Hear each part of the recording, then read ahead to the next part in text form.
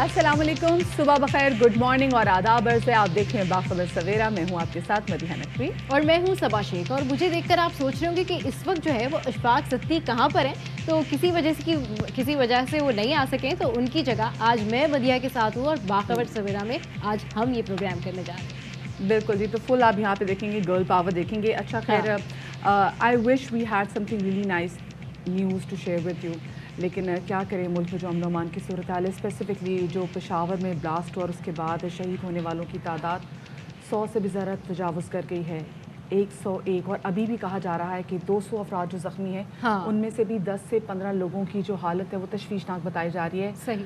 तो मतलब ऐसी सिचुएशन है कि पूरा मुल्क जो है ना वो इस वक्त सोगवार है, पूरा मुल्क सोगवार है। और डेफिनेटली जो पेशावर में हुआ, इस तरह के वाक़यात हमने देखा कि इससे पहले भी पेशावर में होते रहे, लेकिन ऑब्वियसली जिस तरह की मदिया मैं खुद ब्रेकिंग में बैठी हुई थी, तो जब मैंने ये ब्रेकिंग की तो मुझे यकीन नहीं आ रहा था। ऐसा लग रहा था शायद हम फ्लैश बैक में जा रहे हैं। ऐसा लग रहा था कि ऐसे मनाजिर हमने पहले भी कभी सुने थे, ऐसे मनाजिर हमने पहले भी देखे थे। मेरे जहन में ना वो APS चल रहा था, और जिस तरीके से कैजुअल्टीज़ आ रही थी और जिस तरीके से हमारे नुमाइंदगान सबको बता रहे थे, नाजरीन को बता रहे थे कि इतनी कैजुअल्टी हो गई है, वहाँ पर इतने लोग जो हैं ज़ख्मी हैं। और सबसे ज़्यादा पेनफुल मोमेंट जो था मेरे लिए वो था जब हम ये सुन रहे थे कि मलबे तले अभी भी वहाँ पर अफराद दबे हुए हैं और उनको निकालने के लिए अभी कोशिश की जा रही है, और बड़ी एहतियात से जो हैवी मशीनरी वहाँ पहुँचाई गई थी उसका इस्तेमाल किया जा रहा है। तो दिस इज़ वेरी पेनफुल कि आज भी हमारे मुल्क में इस तरह के वाक़यात होते हैं और हम उसकी रोकथाम के लिए अभी सिर्फ नेशनल एक्शन प्लान के रिफॉर्म पर बात ही कर रहे हैं। चलें टॉप स्टोरीज पर नजर डालते हैं। बिल्कुल।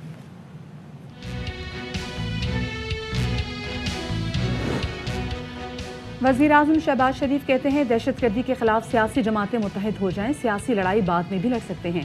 वज़ीर आज़म के बयान पर विफाकी वज़रा ने कान ना धरे, PTI पर इल्ज़ामात जारी।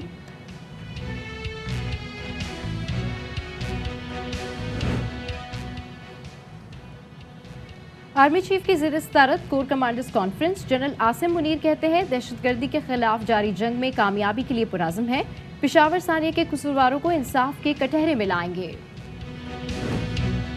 पंजाब के तालीमी इदारों में मुनशियात की रोकथाम के लिए तहरीरी इंतजामी फुर्तियाँ, संजीदा इशू पर गैर संजीदगी नजर आ रही है। पहले सख्त हिदायतनामे वाला सर्कुलर आया, 2 दिन बाद नए सर्कुलर में नई सख्ती निकाल दी गई।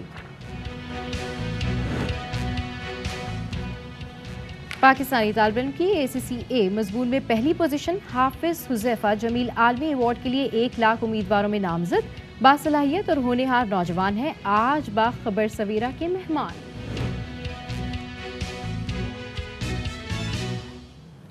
जी जनाब, तो शो के आगाज़ में सबसे पहले हम बात करेंगे कि आज सुबह फजर के वक्त परवेज़ इलाही साहब की गुजरात की रिहाइश का, जिसको कुंजा हाउस कहा जाता है, वहाँ पर पुलिस ने छापा मारा है। और ये जो छापा मारा गया है, इससे पहले कोई इत्तला भी नहीं दी गई, कोई अरेस्ट वारंट भी ऐसे नहीं थे, लेकिन पुलिस ने वहाँ पे छापा मारा। और यूजुअली जो सुबह भी मैं खबरें सुन रही थी तो यही बताया जा रहा था कि जब वहाँ पे छापा मारा गया तो ये ऐसा घर है कि जो आपका फार्म हाउस टाइप होता है, यहाँ पर खुद मौजूद भी नहीं होते, जब छुट्टियाँ होती हैं वो तब यहाँ पर आते हैं। और परवेज़ इलाही साहब यहाँ मौजूद नहीं थे, लेकिन वहाँ पे उनके जो नौकर थे, जो स्टाफ था वो मौजूद था। बिल्कुल स्टाफ मौजूद था मदिया। और परवेज़ इलाही साहब से हमारी गुफ्तगू ये ARY न्यूज़ से उन्होंने खुसूसी बातचीत की थी, जिसमें उनका यही कहना था कि उनको नहीं मालूम मतलब कि ये कार्रवाई, ये छापा क्यों मारा गया है। पुलिस के पास किसी किस्म का कोई वारंट नहीं था, और इस हवाले से उन्होंने कहा है कि वो कानूनी कार्रवाई करने जा रहे हैं, क्योंकि जो उनके नौकर हैं, खबरें इस तरह की भी हैं कि उनको भी हिरासत में लिया गया है। तो जितना इस छापे के हवाले से हमने उनसे बात की तो उन्होंने हमें यही बताया कि अब ये सारा कुछ जो है उनको ऐसा लगता है कि ये गवर्नमेंट की जानिब से किया जा रहा है, और इस हवाले से वो कानूनी कार्रवाई करेंगे। और वो उनको भी इतना नहीं मालूम था कि इस हवाले से, इस कार्रवाई के हवाले से, इस छापे के पीछे क्या जो है वो उसका बैकग्राउंड हो सकता है। क्या उन्होंने कहा था गुफ्तगू करते हुए ARY न्यूज़ से, स्पेशली आपको सुनवाते हैं। नहीं, ये कहाँ की हुकूमत है कि अपना मैंडेट ही भूल गए हैं। ये तो सारा गुजरात आप देखेंगे किस तरह बाहर निकलता है, और अब तमाम जितनी आर्मी, एक्स आर्मी मैन है ना यहाँ एसोसिएशंस, वो ताजर भी यहाँ निकल रहे हैं हड़ताल के लिए, और जितनी स्टूडेंट्स यूनियंस हैं वो भी निकल रही हैं इनके हथकंडों के खिलाफ, बजाय इसके कि दहशत गर्दों के पीछे जाएं, दहशत गर्दों को पकड़ें। वो तो इनको बम मारे और करीब नहीं आ रहे इन नलायकों के, और ये पता नहीं क्या समझते अपने आप को कि क्या इनको मिल गया और ये सुरखाब के पारे इनको लग गए हैं और ये पकड़े नहीं जाएंगे। इनका भी इंतसाब होगा। बिल्कुल हमें अपनी अदलिया पे पूरा यकीन है, करार वाकया सजा इंशाल्लाह दिलवाएंगे और अदालतों से दिलवाएंगे। اور کل ہوئی کور کمانڈر کانفرنس جس کو چیئر کیا آرمی چیف نے، اور اس میں اسپیسیفکلی جو شرکا موجود تھے ان کو بریفنگ دی گئی ملک میں جو کرنٹلی صورتحال ہے امن و امان کو لے کر، اور یہاں پہ دہشت گردوں کا جو دن بدن بڑھتا ہوا گڑھ چوڑ ہے اس کو توڑنے کے حوالے سے، آپریشن کے حوالے سے بریفنگ دی گئی. بالکل، اور جس طریقے سے اس بریفنگ میں بات کی گئی تو اب یہی بات کی جا رہی ہے. اچھا، اگر ہم بات کریں اس بریفنگ کے حوالے سے تو ڈیفینیٹلی ایک بہت امپورٹنٹ بریفنگ تھی جو کہ آرمی چیف کی جانب سے دی گئی. اب اسٹریٹجی بنائی جا رہی ہے کہ اب نیکسٹ کس طریقے سے مزید جو ہمارا نیشنل ایکشن پلان ہے، جو ہمارا نیکٹا ہے، اس کے اندر کس طرح سے ریفارمز لے کر آنے ہیں، اور یہ جو دہشت گردی ہوتی ہے ہمارے ملک کے اندر، ان کے جو سہولت کار ہوتے ہیں بیسکلی ان کو کیسے ٹارگٹ کرنا ہے. کیونکہ مدیہ، دہشت گردی بنا سہولت کاری کے تو پاسبل نہیں ہے نا. اوبویسلی کوئی نہ کوئی فیسیلیٹیٹر ہوتا ہے، کوئی نہ کوئی فیسیلیٹیٹ کرتا ہے. اسی کے لیے ہمارے جو پلانز ہیں وہ بنائے جاتے ہیں سارے. کہتے ہیں کہ that was heavenly secured area, جو پولیس لائن کا ایریا ہے جہاں پر انٹرنس کے لیے بھی you need to show your identity card, آپ کو اپنی آئیڈینٹی ظاہر کرنی پڑتی ہے. وہاں پر یہ تمام تر صورتحال کا ہونا یہ یہاں پر آئیبروز بھی ریز کرتا ہے. اور جیسے ہم نے کل اسپیسیفکلی دیکھا کہ آئی جی خیبر پختونخوا نے بھی کہا کہ یہاں پہ سیکیورٹی اور انٹیلیجنس لیبس بھی تھا، تو یہ بڑی اسٹیٹمنٹ ان کی جانب سے دی گئی تھی. اچھا، ہم نے قومی اسمبلی میں اسپیسیفکلی دیکھا کہ وزیر دفاع خواجہ آصف ہیں، انہوں نے بھی اسپیسیفکلی کہا کہ جی ہمیں یہ دیکھنا چاہیے کہ افغانستان سے کیوں لوگ لائے گئے. خواجہ سے بات کریں کہ ایک دفعہ پھر ریفارمز کرنا چاہیے، ایک دفعہ پھر سے اس طرح کا نیشنل ایکشن پلان بنانا چاہیے، اے پی ایس کی طرز کے جو ہے وہ آپریشن شروع کرنے چاہیے. بٹ اس کے اوپر سب کو مل بیٹھ کر بات کرنے کی ضرورت ہے. رکن قومی اسمبلی نور عالم خان بھی بڑے گرجے بڑے برسے ظاہر ہے ان کے جو جذبات ہیں، obviously وہی پورے قوم کے جذبات ہیں. ان کا یہی کہنا تھا مدیہ کہ جس طرح کا واقعہ پشاور میں ہوا ہے تو کیا جب اس طرح کے واقعات پنجاب میں ہوں گے، لاہور میں ہوں گے تو پھر کیا جاگیں گے؟ پھر آپ کو یقین آئے گا کہ نہیں، واقعی ملک میں دہشت گردی سر اٹھا رہی ہے، واقعی اس ملک کو جو ہے وہ ٹارگٹ کیا جا رہا ہے، طرح طرح سے اس ملک کو نقصان پہنچانے کی کوشش کی جاتی ہے. اور اس سے بھی زیادہ امپورٹنٹ بات یہ تھی جب وہ تمام تر بات کر رہے تھے اور وہ جتنے دل گرفتہ تھے اور وہ کہہ رہے تھے کہ میرے شہر کی 100 لوگ مرے اور یہاں پہ لوگ کہہ کے لگا رہے ہیں، یہاں پہ لوگ گپے مارے.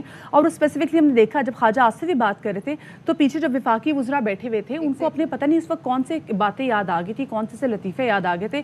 دیٹ شوز کہ سیریسنس کتنی ہے. کیا کہنا تھا نور عالم صاحب کا، آپ کو سنواتے ہیں. اور یہاں پہ رانا ثناء اللہ صاحب نے بھی جب ہاؤس میں خطاب کیا تو ان کا یہی کہنا تھا، انہوں نے ایک طرح سے اپولوجائز کیا اپنی طرف سے بھی اور اپنی پارٹی کے بہاف پہ بھی نور عالم صاحب سے، اور انہوں نے کہا کہ ہم اپنا سر تسلیم خم کرتے ہیں. کیا کہنا تھا، سنواتے ہیں.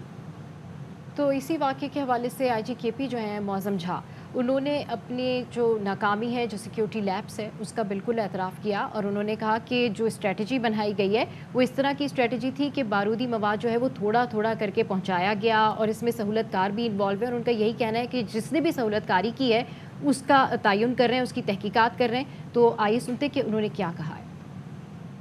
کسی بھی طریقے سے کچھ عرصے کے دوران تھوڑا تھوڑا کر کے مٹیریل یہاں پہ لایا گیا، اور لانے کے بعد پھر خودکش بمبار جو ہے وہ مہمانوں کے روپ میں جنرل پبلک کا آنا جانا بہت تھا، تو اس کی بھیس میں یہ داخل ہوا. جو بھی پروسیجر تھا اڈاپٹ کر کے اینڈ فائنلی وہ پہنچا ہے مسجد کے اندر، اور وہاں جا کے اپنے آپ کو دھماکہ خیز مواد کے ساتھ اڑا لیا. سیکیورٹی لیبس کی بھی تحقیقات کی جا رہی ہے. انکوائری کمیٹی میں نے سی سی پی او پشاور کی سربراہی میں الگ سے بنائی ہے. بالکل کلیئر کریں گے کہ یہ جو خودکش حملہ آور تھا اس کے سہولت کار کون تھے، کہاں سے یہ آیا، کس طریقے سے بارودی مواد اندر تک پہنچا سکا. جو بھی اس کے کردار ہیں تمام کو قانون کے دائرے میں لایا جائے گا. بارودی مواد جو ہے ہمارا اندازہ یہ ہے کہ 10 سے 12 کلو ہو سکتا ہے. جماعت الاحرار کے کچھ لوگ اس میں ملوث ہو سکتے ہیں.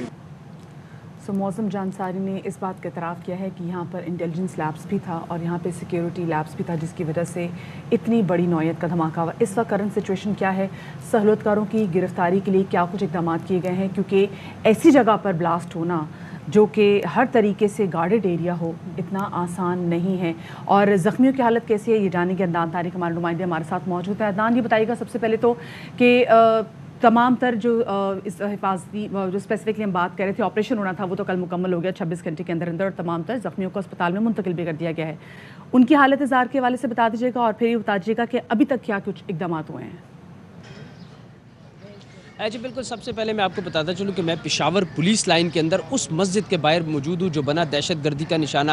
پشاور پولیس لائن جو ہے یہ خیبر پختونخوا پولیس کا ہیڈ کوارٹر جو ہے ایک قلعہ تصور کیا جاتا ہے، اور تمام اطراف سیکیورٹی کے حصار میں جو ہے وہ حملہ آور اندر داخل ہوا، اور حملہ آور نے اندر اس مسجد کے اندر نمازیوں کو جو ہے وہ شہید کیا، نمازیوں کو جو ہے وہ ٹارگٹ کیا.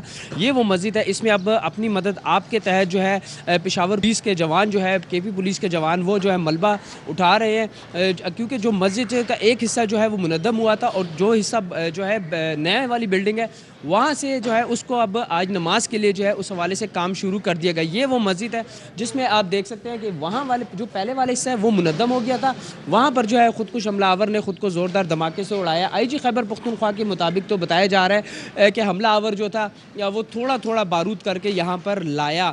تو آئی جی صاحب سے یہ بھی سوال ہے کہ آئی جی صاحب اتنے سخت سیکیورٹی سار میں تھوڑا تھوڑا بار بار کتنی بار وہ شخص جو ہے مبینہ بتایا جا رہا ہے وہ کتنی بار اندر آیا، کتنی بار بارود اندر لایا گیا، کس راستے سے لایا گیا؟ یہ وہ سوالات ہیں جو تحقیقاتی کمیٹیوں کے لیے، تحقیقاتی ٹیموں کے لیے جو ہے وہ وہ ہے، ان پہ حقائق پر بھی کام کرنا باقی ہے. کیونکہ پشاور پولیس لائن کے چاروں اطراف سی سی ٹی وی کیمرے لگے ہوئے ہیں. عام شہری آتا ہے تو اس کی بھی انٹری ہوتی ہے، رجسٹر پڑا ہوتا ہے، پوچھ گچھ ہوتا ہے. ہم خود جب آتے ہیں تو ہم وہاں پر بتاتے ہیں. تو ایک پولیس کے لیے بہت بڑا سوالیہ نشان ہے. گزشتہ 15 روز میں دیکھا جائے تو دہشت گردی کی کارروائیوں میں تیزی آئی ہے. پولیس لائن پشاور میں صرف پشاور پولیس نہیں ہے، پولیس لائن پشاور میں ہے صوبے کے دیگر یونٹس کے ہیڈ کوارٹر بھی ہے. فرنٹیئر ریزرو پولیس کا ہیڈ کوارٹر یہیں پر ہے، کاؤنٹر ٹیررزم ڈپارٹمنٹ کا ہیڈ کوارٹر بھی یہیں پر ہے. اس کے ساتھ ساتھ جتنے اچھا عدنان طارق، جس طریقے سے اب ابتدائی طور پر تحقیقات کا آغاز کر دیا گیا ہے اور ہم دیکھ رہے ہیں کہ تمام تر چیزوں کو باقاعدہ دیکھا جا رہا ہے، وہیں کیا اس حوالے سے بھی بات کی جا رہی ہے، اس حوالے سے بھی تحقیقات کی جا رہی ہے کہ جو ہمارے سیکیورٹی لیبس تھے ان کو بھی اب فل کرنا ہے جس وجہ سے اس طرح کے واقعات ہوتے ہیں؟ اس حوالے سے تحقیقات کا آغاز کیا گیا ہے، اس حوالے سے پوچھا گیا ان لوگوں سے جن کی وجہ سے یہ سیکیورٹی لیبس ہوتے ہیں؟ جی ابھی تک آئی جی خیبر پختونخوا سے ہی کل بات ہوئی، نگران وزیر اعلیٰ خیبر پختونخوا بھی آئے تو یہی سوال ہر لب پر ہے کہ سیکیورٹی لیبس ہوئی اندر کیسے آیا، کیونکہ اتنے حصار میں آفیسرز بیٹھتے ہیں، نفری ہوتی ہے، یہیں سے پشاور کو کنٹرول کیا جاتا ہے، یہیں پر پالیسی بنتی ہے، یہیں پر خیبر پختونخوا پولیس کا ڈپو بھی ہے، تمام ان کے ساز و سامان یہیں پر ہے. یہاں تک کیسے پہنچا؟ تو یہی وہ سوال ہے. اس حوالے سے آئی جی خیبر پختونخوا نے کہہ دیا کہ جی وہ ایک کمیٹی بنا دی ہے سی سی بی پشاور کی سربراہی میں جو دیکھ رہی ہے. تقریباً آج تیسرا دن گزر چکا ہے، ابھی تک سی سی ٹی وی فوٹیجز کی جانچ پڑتال مکمل نہ ہو سکی. انتہائی افسوس کے ساتھ کہنا پڑے گا 100 سے زائد جوان کے پی پولیس کے شہید ہو گئے. یہ وہ جوان تھے جو ناکہ بندیوں پہ دہشت گردی کی جنگ میں جو ہے وہ فرنٹ لائن فورس جو ہے وہاں پہ کھڑے ہوتے تھے. دہشت گردی کے خلاف ان کا حوصلہ بلند ہے، لیکن اس کے ساتھ ساتھ کافی جگہوں پر جو ہے وہ سیکیورٹی لیبس جو ہے وہ دیکھا گیا ہے، کیونکہ 2 ناکہ بندی ہے اور ریڈ زون اور حساس شرح کے اندر سینٹرل پولیس آفس سے ایک طرف ہے، دوسری طرف سیکٹریٹ ہے، اور پھر یہاں پر یہ پولیس لائن ہے. اس وقت آپ دیکھ سکتے ہیں ملبہ جو ہے وہ اٹھایا جا رہا ہے. یہ والا حصہ جو ہے اس کو نماز کے لیے تیار کر لیا، لیکن جو اندر والے حصے اسی حوالے سے ہمارے نمائندے ہمیں بتا رہے ہیں، اسی حوالے سے ہمارے نمائندے آگاہ کر رہے ہیں کہ اس حوالے سے اب سیکیورٹی لیبس کے حوالے سے تحقیقات کرنی چاہیے اور ان تمام لوپ ہولز کو فل کرنا چاہیے. Let's hope for the best کہ اب آگے اس تحقیق میں کیا سامنے آتا ہے. اور جیسے بھی ہم یہی بات کر رہے ہیں کہ صرف سیکیورٹی لیبس نہیں ہیں، یہاں پہ انٹیلیجنس فیلئر بھی ہے. کیا کچھ کیا جانا چاہیے آگے، اس حوالے سے بات کرتے ہیں. پروگرام دی رپورٹرز کے اینکر پرسن اور بیورو چیف اسلام آباد خاور گھمرو ہمارے ساتھ موجود ہیں. خاور، بہت شکریہ آپ کا، اپنے باخبر سویرا کو وقت دیا. خاور، جیسے کل ہم دیکھ رہے تھے معظم جان ساری صاحب نے جو پریس کانفرنس کی تھی، پہلے انہوں نے اس چیز کا اعتراف کیا کہ جی سیکیورٹی لیبس تو تھے، لیکن پھر انہوں نے کہا کہ ہاں ہم یہ بھی مانتے ہیں کہ ہمارا انٹیلیجنس فیلئر بھی تھا. ایک ایسے علاقے کو جس کو آپ ہیونلی گارڈڈ ایریا کہتے ہیں، ہیونلی سیکیورڈ ایریا کہتے ہیں، وہاں پر اتنی بڑی کارروائی کا ہو جانا، کیا لگتا ہے آپ کو کہ سب سے پہلے ہمیں کیا کچھ کرنا چاہیے کہ تاکہ سدباب ہو سکے اس کا؟ دیکھیں، پوری دنیا کے اندر کسی بھی ملک کی آپ مثال لے لیں. فار ایگزامپل سب سے بڑی مثال ہمارے سامنے امریکہ کی ہے. 9/11 ہوا، اس کے بعد بھی انڈیا کے اندر اس طرح کے دہشت گردی کے واقعات ہوئے، بنگلہ دیش کے اندر بھی چند ایک واقعات ہوئے. وہاں پہ ہوتا یہ ہے کہ ایک پالیسی اپنائی جاتی ہے اور اس پالیسی کو پھر کنسسٹنٹلی فالو کیا جاتا ہے. بدقسمتی ہمارے ہاں یہی رہی ہے کہ ایک حکومت آتی ہے، وہ تعلقات بڑھانا چاہتی ہے، جو ہے طالبان گڈ طالبان بیڈ طالبان کی کانسیپٹ آ جاتا ہے. ایک حکومت آتی ہے، وہ بالکل جی نہیں، ہم نے ان کے ساتھ بات نہیں کرنی. پرابلم یہ ہے کہ ہمیں جو ریاستی سطح کے اوپر ایک پالیسی اپنانی چاہیے اور اس پالیسی کو لے کے آگے بڑھنا چاہیے. جو بھی پالیسی ہے اس میں ریاست کے تمام اسٹیک ہولڈرز ہیں وہ ساتھ مل بیٹھیں اور کہیں کہ ہم کرنا کیا ہے. کیا ہم نے ان کے ساتھ لڑائی لڑنی ہے, بارڈر کو پوری طرح بند کر دینا ہے, یا پھر ہم نے ان کو پاکستان میں لا کے بسانا ہے, جو بھی یہاں پہ across the border different families divided ہیں. ایک تو سب سے پہلے یہ کام کرنے والا. دوسرا سب سے اہم کام یہ ہے کہ یہ جو ہمیشہ ہمارے ہاں بلیم گیم شروع ہو جاتی ہے نا, کہ جی ہم تو یہ کرنا چاہ رہے تھے, اس نے یہ کر دیا, اس ادارہ وہ ادارہ یہ کرنا چاہتا تھا, یہ ادارہ اس طرف بیٹھا ہے اور تیسرا ادارہ کسی دوسری طرف بیٹھ کے دیکھ رہا ہے. پوری دنیا کے سامنے اپنے آپ کو مذاق بنا کے رکھ دیا ہے. 100 لوگوں کی جانیں گئی ہیں دنیا کے سامنے. آپ کیا اپنا جو ہے لوگوں کو کیا آئینہ دکھا رہے ہیں؟ ایک طرف اپنی معیشت کا حال دیکھیں, پھر کہتے ہیں دنیا ہمارے یہاں آ کے انویسٹمنٹ کرے. کون دنیا کا ملک جو ہے, کون انویسٹر ہے, کون بزنس مین آ کے یہاں پہ انویسٹ کرے گا؟ بالکل. اوپر سے امن و امان کی صورتحال اگر خاور ایسی ہوگی تو لوگ آتے ہوئے اور سوچیں گے.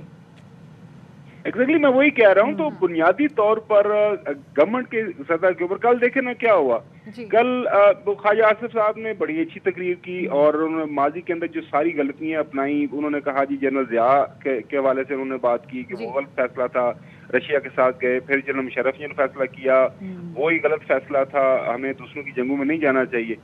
پھر جاتے جاتے آخر میں وہ دل کی بڑھاس ہوتی ہے کہ پاکستان کے اندر ایک باولا شخص ہے جو اقتدار کی خاطر ملک کے اندر تقسیم پیدا کر رہا ہے. اور خدا کا خوف کریں, آپ لوگ سیاست کریں. ساری دنیا کے اندر جو اپوزنگ پولیٹیکل پارٹیز ہیں وہ سیاست کرتی ہیں, ایک دوسرے کو تنقید کا نشانہ بناتے ہیں. لیکن ایسے موقع کے اوپر جب آپ کو پتا ہے کہ اتنا بڑا حادثہ ہوا ہے دہشت گردی کا, اور اس کے اندر ہم سب کی ذمہ داری ہے. ہم کسی ایک سیاسی جماعت کی, کسی ایک ادارے کی, کسی ایک شخص کی ذمہ داری کسی اس کے اوپر, اس سر کے اوپر نہیں ڈال سکتے.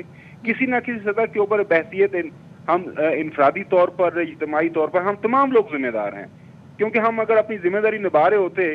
اب یہ سارے کا سارا واقعہ ہوا, بڑا آپ کا سوال بڑا صاحب سوال ہے کہ ایسا واقعہ ریڈ زون ایریا کے اندر آتا ہے, 24 گھنٹے وہاں پہ مانیٹرنگ ہے, سی سی ٹی وی جو کورڈ ایریا ہے, دائیں بائیں آگے پیچھے ہر جگہ کے اوپر جو ہے اہم وہاں پہ بلڈنگ موجود ہیں. اور اتنا بڑا حادثہ وہ کوئی سوئی کے ساتھ تو اس نے نہیں کیا, یا جیب میں اس نے کوئی ریموٹ کنٹرول چھوٹا سا بم تو نہیں لگایا. آپ دیکھیں نا جو بلڈنگ کا حال ہوا ہے, آپ سامنے ٹیلی ویژن کے اوپر دیکھ رہی ہیں, اتنا کنکریٹ جو اس نے اڑا کے رکھ دیا. اس کا مطلب یہ ہے کہ لمبی چوڑی پلاننگ ہوئی ہے, پلاننگ کے بعد اس نے لیکن خبر ایک بات یہاں پہ اب یہ بھی پیدا ہوتی ہے, جیسے آپ نے کہا نا جب ہر نئی حکومت آتی تو پھر اپنے ساتھ نئی پالیسیز لے کر آتی ہے, لیکن ہر نئی حکومت جو ایکشن پلان ہے اس پہ کیوں جو ہے وہ کمپرومائز کر لیتی ہے؟ کیوں ہم انتظار کرتے ہیں کہ ایسا کوئی بڑا سانحہ اور اس کے بعد ہم کہیں کہ اوہ ہمارے پاس تو نیشنل ایکشن پلان موجود تھا, اس پہ عمل درآمد کرنا ہے؟ جو میں نے عرض کیا نا کہ ملکی سالمیت کے حوالے سے آپ پالیسیز تبدیل نہیں کرتے, آپ اپنے اکنامک پالیسیز تبدیل کر لیتے ہیں. ملک کے اندر آپ نے ٹیکسز لینے ہیں نہیں لینے, انڈسٹری کیسے چلانی ہے, ملک کا جو بزنس مین طبقہ اس کے ساتھ آپ نے کیا روٹ روایت کرنی ہے, وہ حکومتیں اس کے اوپر پالیسیز چینج کرتی ہیں. امریکہ کے اندر جب ہوم لینڈ سیکورٹی ایکٹ انہوں نے بنایا تو اس کے اوپر ریپبلکنز ہیں یا ڈیموکریٹس. لیکن خاور گمن صاحب, جس طرح سے آپ کہہ رہے ہیں کہ حکومتیں پالیسی چینج کرتی ہیں, مگر یہ تو معاملہ ایک قومی سانحہ ہے. اس طرح کے ایونٹس کے اوپر تو ایک اسٹیٹک پالیسی رکھنی چاہیے تاکہ یہ جو پلانز ہیں, یہ جو اسٹریٹجی ہے یہ چلتی رہے. اس سے تو میرے خیال میں کوئی بھی حکومت آئے یا جائے اس سے تو فرق نہیں پڑنا چاہیے. ایگزیکٹلی میں اسی چیز پہ زور دے رہا ہوں کہ اٹس نیور لیٹ. میرے خیال میں دوبارہ سے تمام جو ہمارے ادارے ہیں, سیاسی جماعتیں ہیں, مل بیٹھے, سر جوڑے اور بتائیں کرنا کیا ہے. افغانستان آپ کا ہمسایہ ملک ہے. افغانستان کے اندر آپ صبح آنکھ کھولیں گے حالات نہیں بدل جانے. افغانستان کے اندر جو حالات و واقعات پچھلے 40-50 سال سے خراب ہوئے, 40-50 سال ہی لگنے وہاں پہ حالات کو بہتری, حالات کے اندر اگر بہتری ہونی ہے. ہمیں اپنے گھر کو دیکھنا ہے. We have to put our house in order. اس کے لیے کیا اقدامات اٹھانے ہیں؟ ظاہر ہے وہ ایک پالیسی اپنانا پڑے گی. پارلیمان موجود ہے, ادارے موجود ہیں, وہ انہوں نے گائیڈ کرنا ہے. میں نے اور آپ نے کچھ کرنا ہو تو یقینی طور پر ہم کچھ نہ کچھ کر ہی لیں گے. مسئلہ یہ ہے کہ ہمارے جو ذمہ داران ہیں وہ جب تک ذمہ داری نہیں لیں گے. خاور کے جو ہمارا کنسرن جس کے والے سے بار بار بات کریں کہ وہ اس کی سنوائی کرنے کی ضرور ہو جائے. بہت شکریہ جی. خاور گھمن صاحب ساتھ موجود تھے, اور یہ ہم تمام تر لوگوں پہ بھی ایک طریقے سے لاگو ہوتا ہے کہ ہم بھی اپنے آس پاس سے خیال رکھیں. آج کل بیسکلی زمانہ ایسا نفسا نفسی کا ہے کہ آپ یہ نہیں دیکھتے کہ آپ کے ساتھ والے گھر میں کون رہ رہا ہے, لیکن اگر آپ اپنے گھر کے پاس, اپنے دفتر کے پاس کسی ایسے شخص کو دیکھیں جو آپ کو لگے کہ he does not belong from here, ٹھیک ہے, یا پھر آپ کو لگے کہ یار یہ مجھے مشکوک لگ رہا ہے، اور اگر آپ کو لگتا ہے کہ آپ کے ایریا میں، آپ کے کمیونٹی میں بھی کوئی گاڑی کھڑی ہوئی ہے، کوئی مشکوک ایکٹیویٹی ہو رہی ہے، کوئی ایسا شخص ہے جو کہ آپ کے ساتھ بہت اچھے طریقے سے مل رہا ہے، کوئی ایسا شخص ہے کہ وہ آپ کے ساتھ میں اس طرح سے پریٹینڈ کر رہا ہے کہ وہ اس ایریا میں رہتا ہے لیکن آپ اسے نہیں جانتے، تو ڈیفینیٹلی رپورٹ کیجیے، کیونکہ یہ ہمارا ملک ہے، یہ ہماری رسپانسبلٹی ہے کہ ہم اپنے ارد گرد کے ماحول کو بھی ان واقعات سے بچا سکتے ہیں، نہ صرف دہشت گردی بلکہ یہ جو چوری اور ڈکیتی ہوتی ہے ان واقعات سے بھی بچا جا سکتا ہے۔ ہمیں نہیں پتا مدیحہ کہ کون بلیک شیپ ہے، کون ہمارے ایریا میں رہ رہا ہے، کون کمیونٹی میں رہ رہا ہے، تو یہ ہماری ہر انڈیویجول کی ذمہ داری ہے۔ ہم اکثر دیکھتے ہیں کہ ہمارے آس پاس ہماری گلی میں کسی مارکیٹ میں کھڑے ہوتے ہیں تو کوئی یتیم سی بائک آپ کھڑی اس پہ دیکھ رہے ہوتے ہیں، اس پہ کوئی نہ چیز لوڈڈ، کوئی تھیلا بھی لگا ہوتا ہے، تو بجائے یہ کہ وہ خود جا کے آپ اس کی جانچ پڑتال کریں، آپ جو متعلقہ پولیس ہے، جو متعلقہ تھانے ہیں، فوری اس سے رابطہ کریں، کیونکہ اب ایسا ٹائم آ گیا، جیسے پہلے صبح بات کر تھی نا کہ ہمیں فلیش بیک آ رہا ہے کہ تو وہ اس ٹائم بھی 2009 سے 2012 میں ایسا ٹائم ہوتا تھا، اللہ نہ کرے ویسے واپس جائیں۔ چھوٹی سی بریک کے بعد ملتے ہیں۔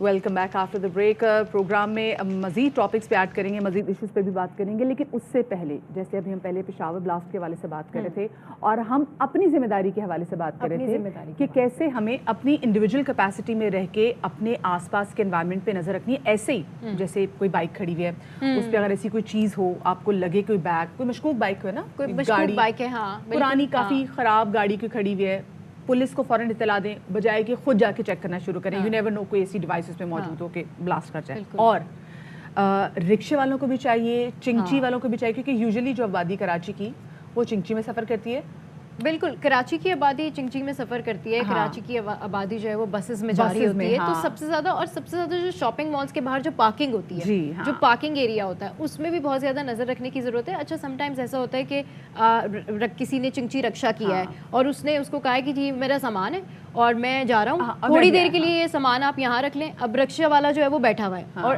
ان کیس کہ اگر خدا نہ کرے اس طرح کا کوئی حادثہ ہو جاتا ہے تو ڈیفینیٹلی وہ ایک حادثہ رونما ہو جائے گا، اور اس کے بعد جو سہولت کار ہے وہ اس کے علاوہ کہیں بھی کوئی بائک جو ہے نا وہ شکل چینج ہو کوئی بھی آپ سے کہ بھائی ذرا میرا سامان پکڑ لے، میں بھی آیا، نیور ایور ڈو دیٹ۔ اور نظر رکھیں کیونکہ زیادہ تر لوگ ہمارے جو ہیں وہ رکشوں پہ، چنگچی پہ اور جو لوکل بسز ہیں ان پہ ٹریول کرتے ہیں، سو اس میں بھی یہ آپ کی میری ذمہ داری ہے، کسی کا سامان بلا وجہ کیری کرنے کی بالکل ضرورت نہیں ہے، ہمیں رہنا ہے۔ اچھا اب ذرا آگے بڑھتے ہیں اور بات کرتے ہیں اسکولز میں جو آج کل ہم دیکھ رہے ہیں اسپیسیفکلی جو منشیات کے کیسز ہیں وہ دن بدن بڑھتے چلے جا رہے ہیں، اور ہم نے بہت پہلے اس پہ شوز بھی کیے ہیں کہ کس طریقے سے جو اسٹوڈنٹس ہیں وہ ڈرگس ڈیلنگ میں ملوث ہیں، پھر بچیاں جو فیمیل اسٹوڈنٹس ہیں وہ کس طریقے سے جی ڈرگس ڈیلنگ میں ملوث، اور بھی آپ نے دیکھا لاہور سے ایک اسکول سے ایک ویڈیو بھی آئی، تو اب جناب اسپیسیفکلی ہوا ہے کہ جو پرائیویٹ اسکولس ہیں ان کو ایک سرکولر جاری ہوا تھا پچھلے دنوں صبح، اس میں کہا تھا کہ جی آپ اپنے اسکول کو جی ڈرگ فری بنائیں، اس کے لیے کہا گیا تھا کہ ایک ڈرگ کنٹرولر ہونا چاہیے،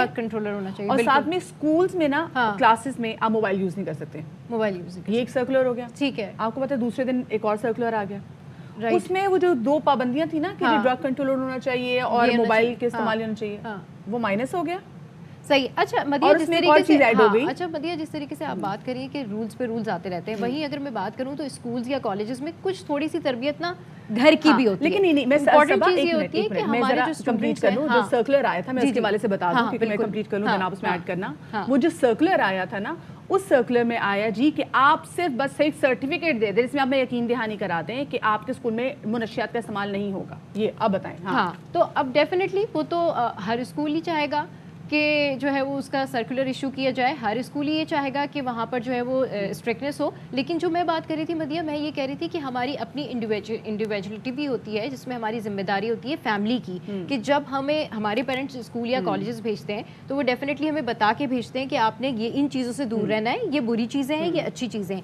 most of the time college اور اسکولس میں یہ ہوتا ہے کہ اب ایک گروپ ہے اور ایک گروپ اگر وہ اسموکنگ کر رہا ہے یا ایک گروپ جو ہے وہ ڈرگز لے رہا ہے اور 2 لوگ بیٹھ کے سائڈ میں بیٹھے تو ان کو پوچھتے ہیں you don't do that, you're not smoking, भाई वाई, और वहाँ पे जो कॉम्प्लेक्स की सूरत हाल होती ये है, peer एक जो pressure में कंपनी लोग की होते सूरत हैं, हाल होती है ना, उसमें फिर आप कंफ्यूज हो जाते हैं। तो Parents should make check. Sure कि जब आप अपने घर से निकलते हैं, आपकी जो फैमिली है वो आपको इतना कॉन्फिडेंस दे कि ये तमाम चीज़ों का इस्तेमाल बिल्कुल गलत है और आपको ये तमाम चीज़ें इस्तेमाल नहीं करनी चाहिए। ये जो हम 2 सर्कुलर्स के वाले से बात कर रहे थे कि पहला सर्कुलर क्या गया और उसके बाद जो दूसरा सर्कुलर एकदम से आ गया, उसमें हमने देखा जी कि वो जो 2 शराइत थी वो बिल्कुल माइनस कर दी गई। तो इसी वाले से बात करेंगे जी, सदर all Pakistan private schools federation Kashif Mirza साहब, उनको शामिल गुफ्तगू करेंगे।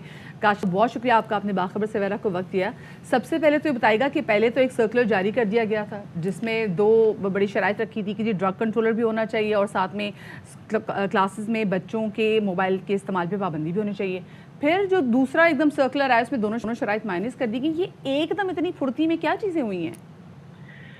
ये एक वाज़ेह तौर पे इस बात की निशानदेही करता है कि आप के पास जिस वक्त कोई मैकेनिज्म नहीं होता, गवर्नमेंट के पास वो प्रेशर आता है और उस वक्त वो सर्कुलर ऐसे जारी कर देते हैं।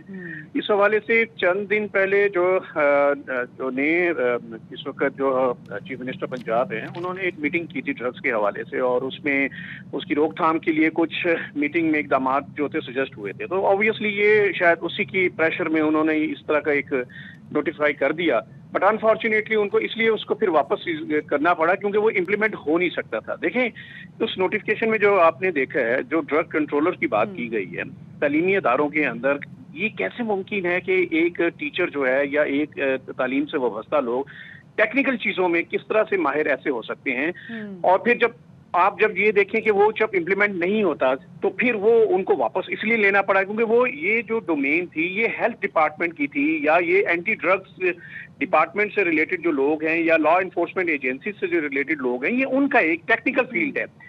आप एक ऐसे तालीमी अदारे से को कैसे कर सकते हैं कि वो एक बंदे को नॉमिनेट कर दे जिसने जिंदगी में कभी सिगरेट को देखा भी ना हो, पकड़ा भी ना हो, उसको क्या पता है कि ड्रग्स क्या चीज है।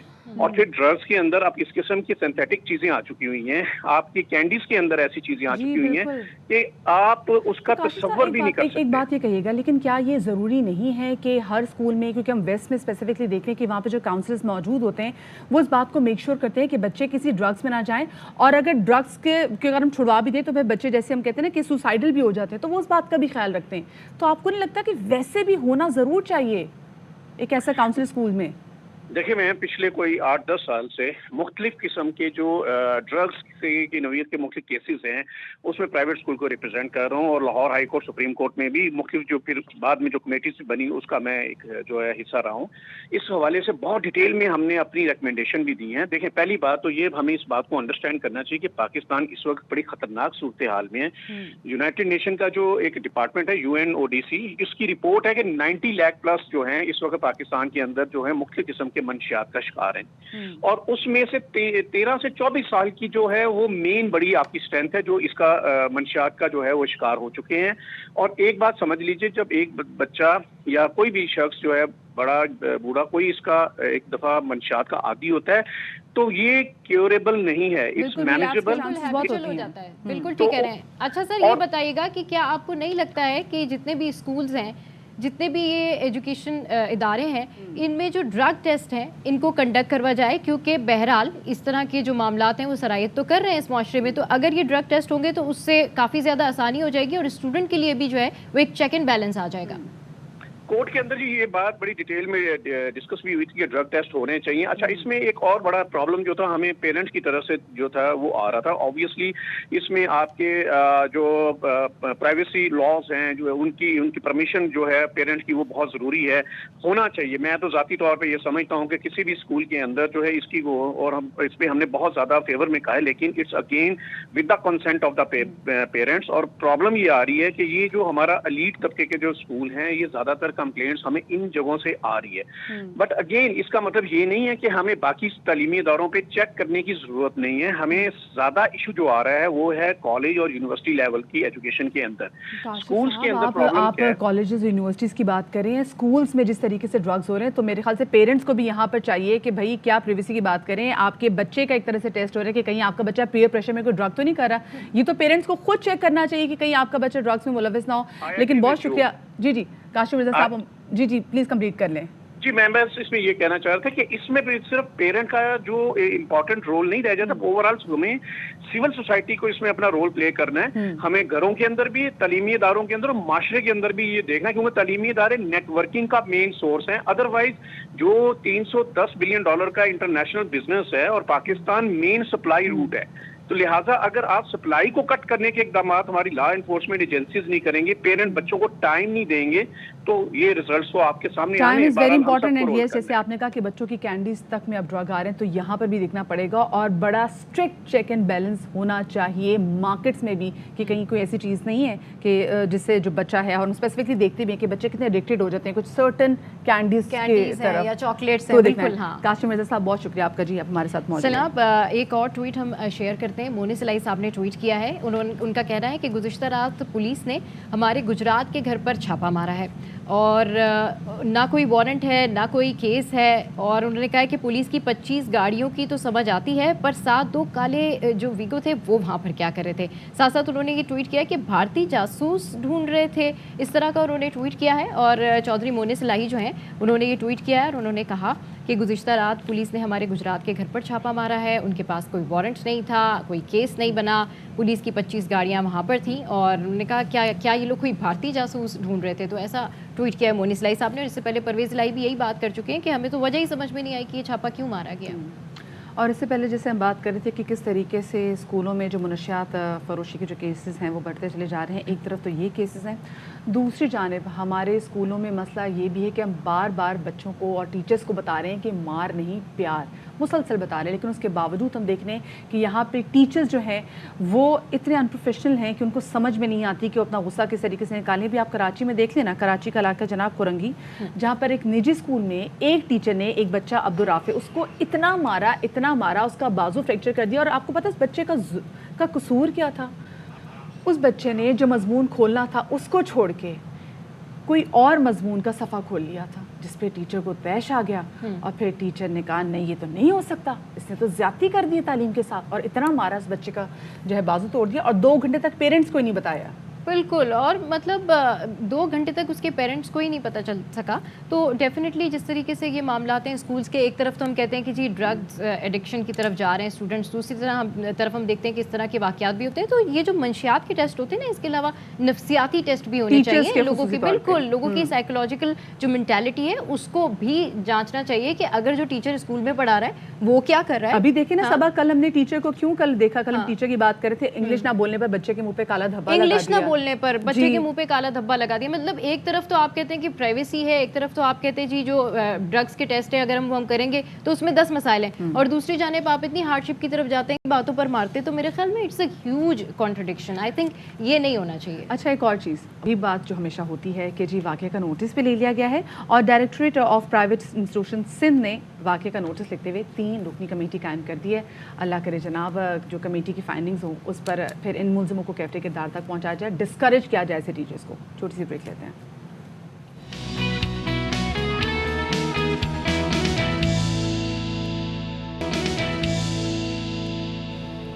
Welcome back. तो जनाब अब कुछ अच्छी खबरें शामिल करते हैं और बताते हैं कि हमारे मुल्क में जो है कितने टैलेंटेड लोग मौजूद हैं, और हमारे जो स्टूडेंट्स हैं, हमारे जो लोग हैं वो क्या कुछ कर सकते हैं। तो मैं बात कर रही हूँ ACCA वर्ल्ड रिकॉर्ड होल्डर की मदिया।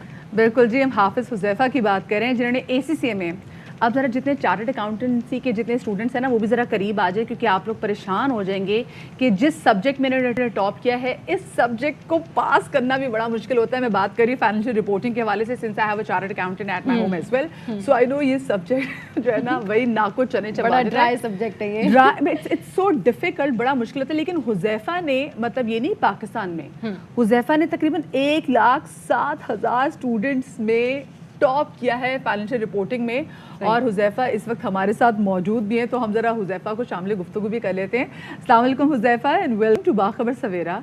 हुज़ैफ़ा, पहले तो आप मुझे ये बताएं, आप ACCA के स्टूडेंट हैं, CA के स्टूडेंट्स भी जो है ना ये नहीं पास कर पाते, बेचारे कई साल लगे रहते हैं, फाइनेंशियल रिपोर्टिंग क्लियर नहीं होती, आपने क्या 1 गो में क्लियर कर दी? वालेकुम अस्सलाम जी, बहुत बहुत शुक्रिया आपने अपने शो पे बुलाया। जी बिल्कुल, मैंने फ़र्स्ट अटेम्प्ट में ही इस पेपर को क्लियर किया है और अल्हम्दुलिल्लाह मेरा इसमें फाइनेंशियल अकाउंटिंग की साइड पे बहुत ज़्यादा इंटरेस्ट है, इसलिए मेरे ख्याल से मैं इसमें बहुत अच्छा परफॉर्म कर सका। کیا بات ہے, زبردست. اچھا حذیفہ یہ بتائیے, سب سے پہلے تو آپ کو بہت سارا کانگریٹس. مجھے یہ بتائیں کہ آپ 24 آورس اسٹڈی کرتے تھے یا کچھ اور بھی کرتے تھے؟ آپ کی روٹین کیا تھی, ہیبٹس کیا تھی, کس طریقے سے آپ نے مینیج کیا اپنی اسٹڈی کو؟ نہیں, میں بک وارم بالکل بھی نہیں ہوں. میں جو ہوں اپنی سوشل ایکٹیویٹیز بھی ساری کرتا ہوں. میں کرکٹ بھی کھیلتا ہوں, دوستوں کے ساتھ باہر گھومنے پھرنے جاتا ہوں, فیملی کے ساتھ بیٹھتا ہوں, ٹائم اسپینڈ کرتا ہوں. لیکن ساتھ ساتھ اسٹڈی پہ بھی فوکس کرتا ہوں. ڈیلی کا لیکچر ریوائز کرتا تھا اور نارمل ایک عام اسٹوڈنٹ کی طرح ہی پڑھتا ہوں. بس ایگزامس کے قریب جا کے پریکٹس کو ٹائم زیادہ دیتا تھا. 6 to 7 hours اے ڈے میں ڈیلی پریکٹس کرتا تھا ایگزام کے قریب جا کے. میں ابھی حذیفہ آپ کو سن رہی ہوں, I am just so proud of you, کیونکہ جو آپ نے سبجیکٹ کلیئر کیا ہے وہ سبجیکٹ جو ہے نا وہ اتنا آسان سبجیکٹ نہیں ہے. ہم لوگ ڈسکس کر رہے ہیں اور آپ بھی بڑے ملائی کی طرح ڈسکس کریں تو لوگوں کو لگ رہا ہے کہ ہاں بھی ہو گیا مطلب لوگ 1-2 نمبر سے کئی سال رہ جاتے ہیں. تو مجھے آپ یہ بتائیں کہ اب آپ کا کتنا ٹائم آگے اے سی سی میں مزید رہ گیا, کیونکہ آف کورس جو اے سی سی کا ٹائم ہے وہ کم ہوتا ہے, چارٹرڈ اکاؤنٹنسی کا ٹائم تھوڑا زیادہ ہوتا ہے. کچھ لوگ تو 8-9 سال بھی چلے جاتے ہیں. جی, اے سی سی میں میرے 4 پیپرز رہ گئے ہیں جس میں مجھے انشاءاللہ 6 سے 9 ماہ لگیں گے اور اس کے بعد پھر میرا اے سی سی انشاءاللہ کمپلیٹ ہو جائے گا. اور ابھی تک میرا سارے فرسٹ اٹیمپٹ میں ہی الحمدللہ پاس تو ابھی جون میں آپ کے پیپرز نیکسٹ ہیں؟ میرے مارچ میں 2 پیپرز ہیں اور پھر جون میں 2 پیپرز ہیں. چلے جی, ہوپ فار دی بیسٹ, اللہ کرے آپ جلدی سے یہ والے پیپرز بھی کلیئر کریں. اچھا حذیفہ یہ بتائیے گا کہ ڈیفینیٹلی جو لوگ آپ کو سن رہے ہیں وہ آپ ہی کو فالو بھی کریں گے, کیونکہ ڈیفینیٹلی آپ نے اتنا اچھا کام کیا ہے. اچھا یہ بتائیں کہ جو لوگ اس فیلڈ میں آنا چاہتے ہیں ان کو ذرا روٹین بتائیں, کیونکہ پرسیپشن یہ ہے کہ جو اے سی سی کر رہے ہیں, اس فیلڈ میں آ رہے ہیں, ان کو دن رات پڑھنا پڑتا ہے, کمرہ بند کر کے بیٹھ جاتے ہیں اور بس بک فارم بن جاتے ہیں. تو ذرا ان کے ساتھ اپنی روٹین شیئر کیجیے تاکہ ان کی بھی ہمت حوصلہ ہو کہ بھئی ہم اپنی ایکٹیویٹیز کے ساتھ یہ والی اسٹڈیز بھی کنٹینیو کر سکتے ہیں. جی بالکل, میرے خیال سے ہر اسٹوڈنٹ کی ایک اپنی اپروچ ہوتی ہے پڑھائی کو لے کے, اور بہت سے ایسے اسٹوڈنٹس ہیں جو دن رات پڑھتے ہیں اور 16-17 گھنٹے پڑھ کے بھی ان سے پیپرز کئی بار پاس نہیں ہوتے, 1-2 مارکس سے فیل ہو جاتے ہیں. اور ایسی ایگزامپلز ہیں جو کہ میٹرک ایف ایس سی میں بہت اچھے نمبر لے کے بھی آگے اے سی سی میں آ کے پھنس جاتے ہیں. تو میرے خیال سے انٹرسٹ کے اوپر ڈیپینڈ کرتا ہے. اگر تو آپ کا اس فیلڈ کے اندر انٹرسٹ ہے تو پھر آپ کو اتنی مشکل کا سامنا نہیں کرنا پڑتا اور آپ کو ایک نارمل اسٹوڈنٹ کی طرح پڑھنا پڑتا ہے. لیکن اس کی جو کیونکہ یہ تھوڑی ٹیکنیکل کوالیفیکیشن ہے, یہ جو آپ کہہ رہے ہیں ایک نارمل اسٹوڈنٹ کی طرح پڑھنا پڑتا ہے, تو ایسا بھی نہیں, محنت بڑی کرنی پڑتی ہے. مجھے یہ بات بتائیں, ابھی جب آپ نے ٹاپ کیا ہے, پہلے دنیا میں آپ نے ٹاپ کے لیے زبردست بات ہے, لیکن آپ کے جو اپنے ساتھ دوست ہوتے ہیں نا, جب آپ ٹاپ کر جائیں اور آپ کلیئر کر جائیں تو باقی دوستوں کو بڑا دکھ ہوتا ہے. آپ کے جو باقی دوست ہیں وہ کلیئر کر گئے, ان کا کیا رسپانس ہے یہ بتائیں. نہیں, الحمدللہ میرے جتنے بھی دوست ہیں انہوں نے اس پیپر کو کلیئر کر لیا ہے. آئی تھنک اس میں کریڈٹ جاتا ہے میرے انسٹیٹیوٹ کو بھی اور میرے ٹیچر کو بھی جنہوں نے بہت اچھا پڑھایا ہے. اور ہمارے جو اسکینز جہاں سے میں پڑھ رہا ہوں, there one of the top institutes for A C C in Pakistan. تو اس لیے ان کا جو پاسنگ ریٹ ہے وہ گلوبل پاسنگ ریٹ سے بہت بہتر ہے. اس وجہ سے بھی میرے خیال سے میرے تقریباً سب دوستوں نے اس پیپر کو پاس کر لیا. تو اب آگے آپ کا کیا پلان ہے؟ ابھی جو آپ آرٹیکل شپ ہے وہ کہاں سے کر رہے ہیں؟ آپ کے پی ایم جی سے کر رہے ہیں, فرگوسن سے کر رہے ہیں, جلوائٹ سے, کہاں سے؟ میرا پلان ابھی فی الحال اے سی سی کی کمپلیشن پہ ہے. اس کے بعد ای وائی یا پی ڈبلیو سی میں انشاءاللہ میں کوشش کروں گا اپنی آرٹیکل شپ کو کمپلیٹ کرنے کے لیے, اور اس کے بعد پھر اپرچونیٹی فائنڈ کروں گا انڈسٹری. زبردست. چلے جی, بہت شکریہ آپ کا. حافظ حذیفہ جمیل ہمارے ساتھ موجود تھے, اور بھائی اب بات ہے مطلب ان کے لیے نا بڑا آسان تھا کہنا کہ جی بس میں سب چیزیں کر لیتا تھا, ایسا ہوتا نہیں ہے. چلے جی, ایک اور اچھی خبر بھی ہم شیئر کر لیتے ہیں, اور انتہائی اچھی خبر ہے, اور یہ خواتین کے لیے ہے, اور خواتین بڑی خوش ہوں گی. تو مدیہ آپ کو بھی بہت مبارک ہو, اور ان تمام خواتین کو بھی بہت مبارک ہو, ان لڑکیوں کو بھی بہت مبارک ہو. لیکن کیوں مبارک ہو ذرا میں یہ بھی بتا دیتی ہوں. یہ بھی بتا دیں تو جناب کراچی کی خواتین کے لیے کاش میک اپ بھی سستا ہو جائے یار, یا فری ہو جائے. زبردست بات کی آپ نے. تو جناب کراچی کی خواتین کے لیے اچھی خبر یہ کہ سندھ حکومت خواتین کے لیے آج یعنی 1 فروری سے پنک پیپلز بس سروس شروع کر رہی ہے. پنک سی بس ہے یہ. تو بس سروس سے ملازمت پیشہ خواتین کو سفری سہولیات کا بہت فائدہ ہوگا. اور ہم دیکھ سکتے ہیں مدیہ, مطلب یعنی اس کو دیکھ کے فیل آ رہی ہے کہ ہماری بس ہے یہ. بالکل جی, آپ کو پتہ ہے کہ لاہور میں بھی ایسی پنک بسز جو ہیں ان کا انعقاد کیا گیا تھا, وہاں پہ بسز چلتی تھیں. اور یہاں پہ اچھی بات ہے کیونکہ 1 گھنٹے کے ٹائم سے یہ چلیں گی, اور جو اسکول جانے والی جو بچیاں ہیں, جو کالجز یونیورسٹی جانے والی جو لڑکیاں ہیں, اور جو دفاتر کو جانے والی خواتین ہیں, وہ اس بس میں کافی سیف اینڈ سیکیور بھی فیل کریں گے. اس کے اسکیجول کے حوالے سے مزید بتا رہی ہیں ارشد خان. جی ہاں بالکل، کراچی کی خواتین کے لیے خوشخبری ہے. پنک پیپل بس سروس کا آغاز کیا جا رہا ہے اور جو کہ صرف اور صرف خواتین کے لیے مخصوص ہے. اس وقت میرے بیک میں میرے کیمرہ مین کاشف دکھائیں کہ پنک پیپل بس سروس کھڑی ہوئی ہیں اور خواتین یقیناً بہت آرام کے ساتھ یہاں چلی جائیں گی. اس وقت آپ دیکھیں کہ سامنے جو اس پنک بس کے پائلٹ موجود ہیں جو کہ اپنی سیٹ پہ بیٹھے ہوئے ہیں. تمام چیزیں آٹومیٹک ہے اس بس میں. خاص بات یہ ہے کہ کیمرے لگے ہوئے جو ہر چیز کو واچ کر رہے ہیں. تمام چیزیں جو پیچھے ہو رہی ہیں ان تمام چیزوں کو واچ کیا جا رہا ہے. 30 سے زائد اس بس میں سیٹیں موجود ہیں اور خاص بات یہ ہے کہ جو ڈسیبل پرسنز ہیں, جو خواتین ڈسیبل معذور ہوں گی, ان کے لیے الگ سے سیٹیں بنائی گئی ہیں, وہ آرام سے تاکہ بیٹھ جائیں. چارجنگ کی سہولیات یہاں موجود ہے. وائی فائی کی سہولت بھی اس بس میں موجود ہے. جب آپ کا اسٹاپ آئے گا تو آپ اس بٹن کو پریس کریں گے اور پریس کرنے کے بعد وہاں الارم بجے گا. جو پائلٹ ہے وہ آپ کے اسٹاپ پہ روک دے گا. اس کا کرایہ بھی صرف اور صرف 50 روپے ہے, جبکہ جو روٹ ہے وہ ماڈل کالونی سے ٹاور تک ہے. خواتین یہاں موجود ہے, ان سے پوچھتے ہیں, جانتے ہیں. بہت اچھا لگا کہ آپ نے سندھ گورنمنٹ نے لیڈیز کے لیے کہ فیسلٹیز کری تاکہ جاب حضرات جو ہے لیڈیز جو ہے ٹرافک میں پھنس جاتی اس بس سے ٹائم پہ اپنے آفس پہنچ سکیں گی. جھجک رہتی ہے آدمی اور جیسے جینٹس اور لیڈیز ایک ساتھ ہوتے ہیں نا, تو وہ معاملہ نہیں رہے گا. صرف لیڈیز ہی لیڈیز ہوگی, کمفرٹیبل ہوگا نا. خواتین کا یہی کہنا ہے کہ سندھ گورنمنٹ کی طرف سے یہ ایک اچھا اقدام ہے. اسی طرح دوسرے روٹ پہ بھی اگر پنک بس سروس کا آغاز کر دیا جائے تو بہت اچھا ہوگا. جی چلے جی, اللہ کرے صرف 4 نہیں بلکہ کئی پنک پیپل بسز جو ہیں وہ ہمارے اس ٹرانسپورٹیشن کے سسٹم میں ایڈ ہوں. یہ تو ٹرانسپورٹیشن کی بات ہوگی. اب ذرا صبح کا ٹائم ہے, ذرا خوابوں کے حوالے سے بات کرتے ہیں. اور خوابے آپ مجھے بتائیں کون سے شہر کے سب سے زیادہ میں بات کروں گی جی فلانے شہر کے خوابے بہت مشہور ہیں, تو کون سے لاہور, پشاور, کراچی, یہ 3 شہر تو بہترین ہے جہاں کے خوابے مشہور ہیں اور کھانے مشہور ہیں جناب. لیکن جن کا خوابوں کے ساتھ لوگ بھی مشہور ہے وہ ہے میرا پیارا شہر گجرانوالا. اور گجرانوالا شہر کی جب ہم اسپیشلی بات کرتے ہیں اور اسپیسیفکلی ہم بات کرتے ہیں سردیوں کی, تو اتنی سوغات ہے, گاجر کا حلوہ, بٹیرے, تتر, یہ وہ. لیکن مائی ایپیٹائٹس از انکریزنگ مدیحہ. جی لیکن جو ان کے سری پائے ہیں وہ بھی نکے کے پائے, آہا ہا ہا کیا وہ پیارے بناتے ہیں. غلام فرید بتا رہے ہیں بات. اچھا صبح مجھے بتائیں کہ آپ کے ہاں, کیونکہ نا کراچی اور لاہور والوں کے درمیان بڑی بحث چڑھتی ہے. بالکل, لاہور والے کہتے ہیں جی ہم تو بکرے کے پائے کہتے ہیں, کراچی والے کہتے ہیں نہیں تو ہم بڑے کے پائے کھاتے ہیں. تو آپ کے ہاں کون سے پائے پکتے ہیں؟ بڑے کے پائے ہوتے ہیں, لیکن ایسی بات نہیں ہے. کراچی میں زیادہ تر کھانے, سارے کھانے بڑے زبردست ہوتے ہیں. اگر کوئی آپ جگہ کا انتخاب کریں اور اچھی جگہ آپ کو مل جائے کسی کھابے کی, تو آپ کہتے ہیں یار مطلب کراچی ہو, لاہور ہو, اسلام آباد ہو, سب جگہ ایک جیسی. بالکل جی. لیکن جب ہم پائے کی اسپیسیفکلی بات کریں تو بھائی تو پائے چاہے چھوٹے کے کھائیں بڑے کے کھائیں. اب آپ اتنا پائے کر رہی ہیں نا, اب آپ نے شو کے بعد بس پائے منگوانے اور پھر ہم دونوں نے کھانے. نہیں میں ساری آپ کی ڈائٹ کا بیڑا غرق ہو جانا. بٹ جناب جن کا بلڈ پریشر ہے وہ پائے مت کھائیں. اے دیکھو ایک چھوٹی سی بریک کے بعد ملتے ہیں.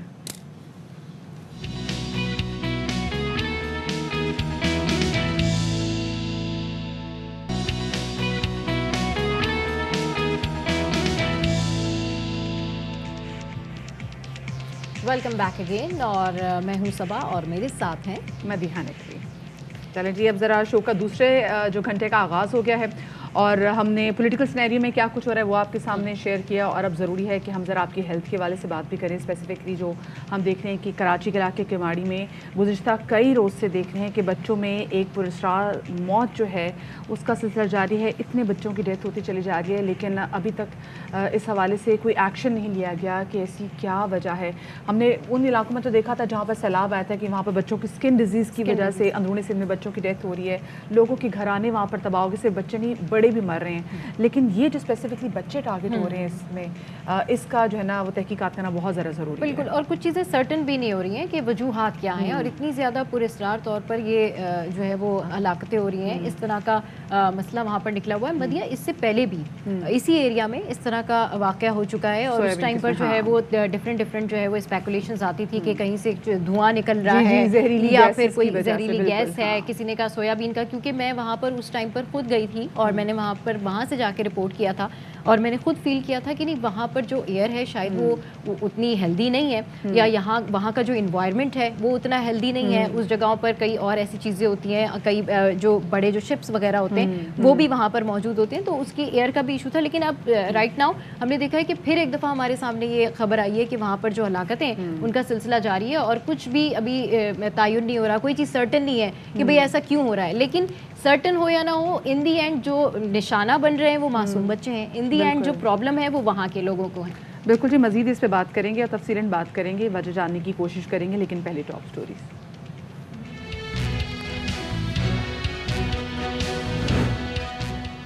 فضا میں بھی ملاوٹ, خالص صرف موت رہ گئی. کراچی کے علاقے کیماڑی میں پراسرار بیماری میں مبتلا ایک اور بچہ انتقال کر گیا.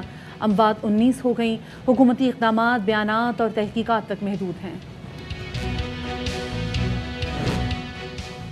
کم کھایا, ورزش کا ہر پیترا آزمایا, لیکن نتیجہ پھر بھی نظر نہ آیا. وزن کم کرنے کی خواہش میں روز آزمائش سے گزرنے والے کیا غلطیاں کر جاتے ہیں, آج پروگرام میں ہم آپ کو بتاتے ہیں.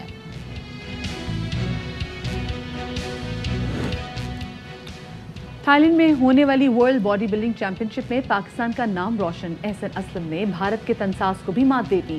گولڈ میڈلز جیتنے والے کم عمر تنساز بن گئے ہیں آج باخبر سویرا کے مہمان.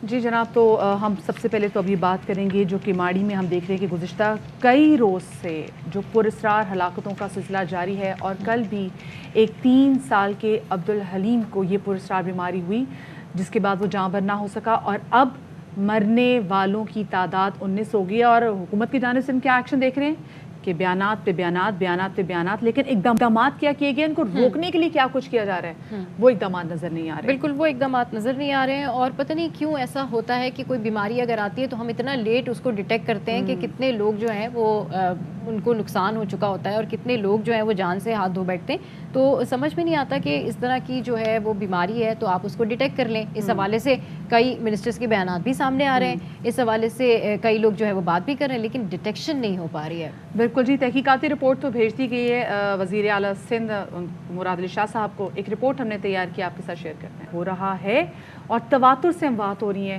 اور تحقیقاتی رپورٹ تو بھیج دی گئی مراد علی شاہ صاحب کو. اب دیکھتے ہیں جی آگے کیا کچھ اس میں سامنے آیا ہے. انور خان ہمارے نمائندے ہمارے ساتھ موجود ہیں. انور, یہ بتائے گا کہ یہ جو تحقیقاتی رپورٹ بھیجی گئی ہے وزیر اعلیٰ سندھ صاحب کو, اس میں کیا کچھ چیزیں ایسی ہیں جو سامنے آئی ہیں؟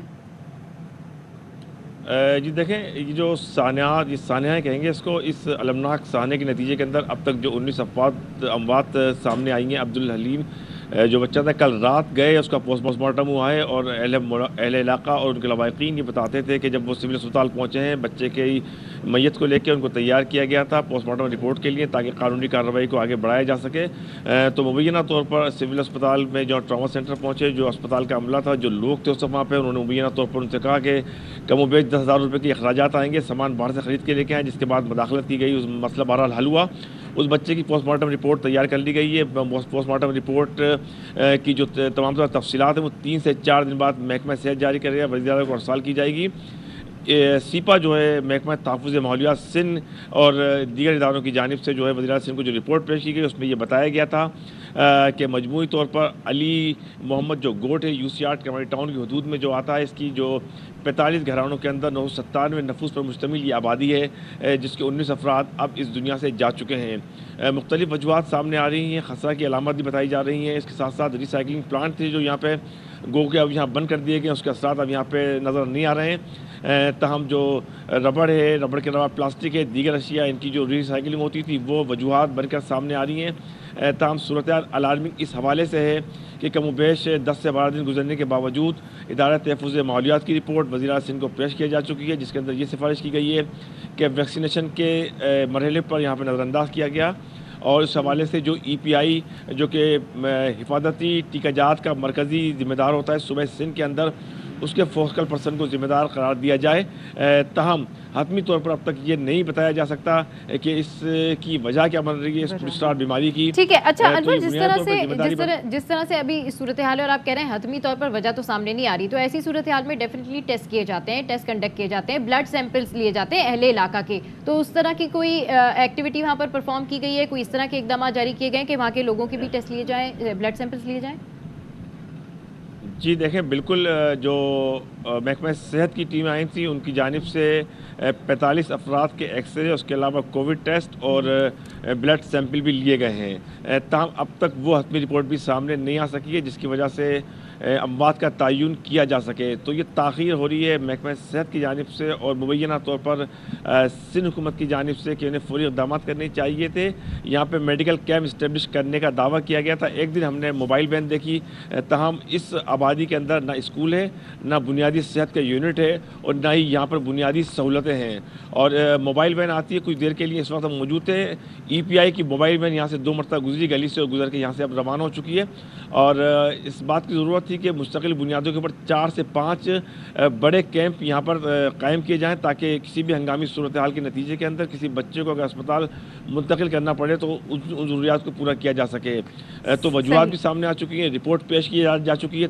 अमलन इक़दामात की अगर बात की जाएगी तो वो अहले इलाका और अहले मोहल्ला के मुताबिक जो हमने भी चीज़ सूरत हाल को देखी, अमलन सूरत हाल ना होने के बराबर है। तहकीकाती रिपोर्ट तो पेश कर दी गई, अब आगे क्या कुछ इकदाम किए जाते हैं। अनवर खान हमारे नुमाइंदे हमारे साथ मौजूद थे और ये स्पेसिफिक क्योंकि जो इसका टाउन है वो किमाड़ी और ये हब के पास ये इलाका है मवाज कोट जहाँ पर ये बात हो रही है।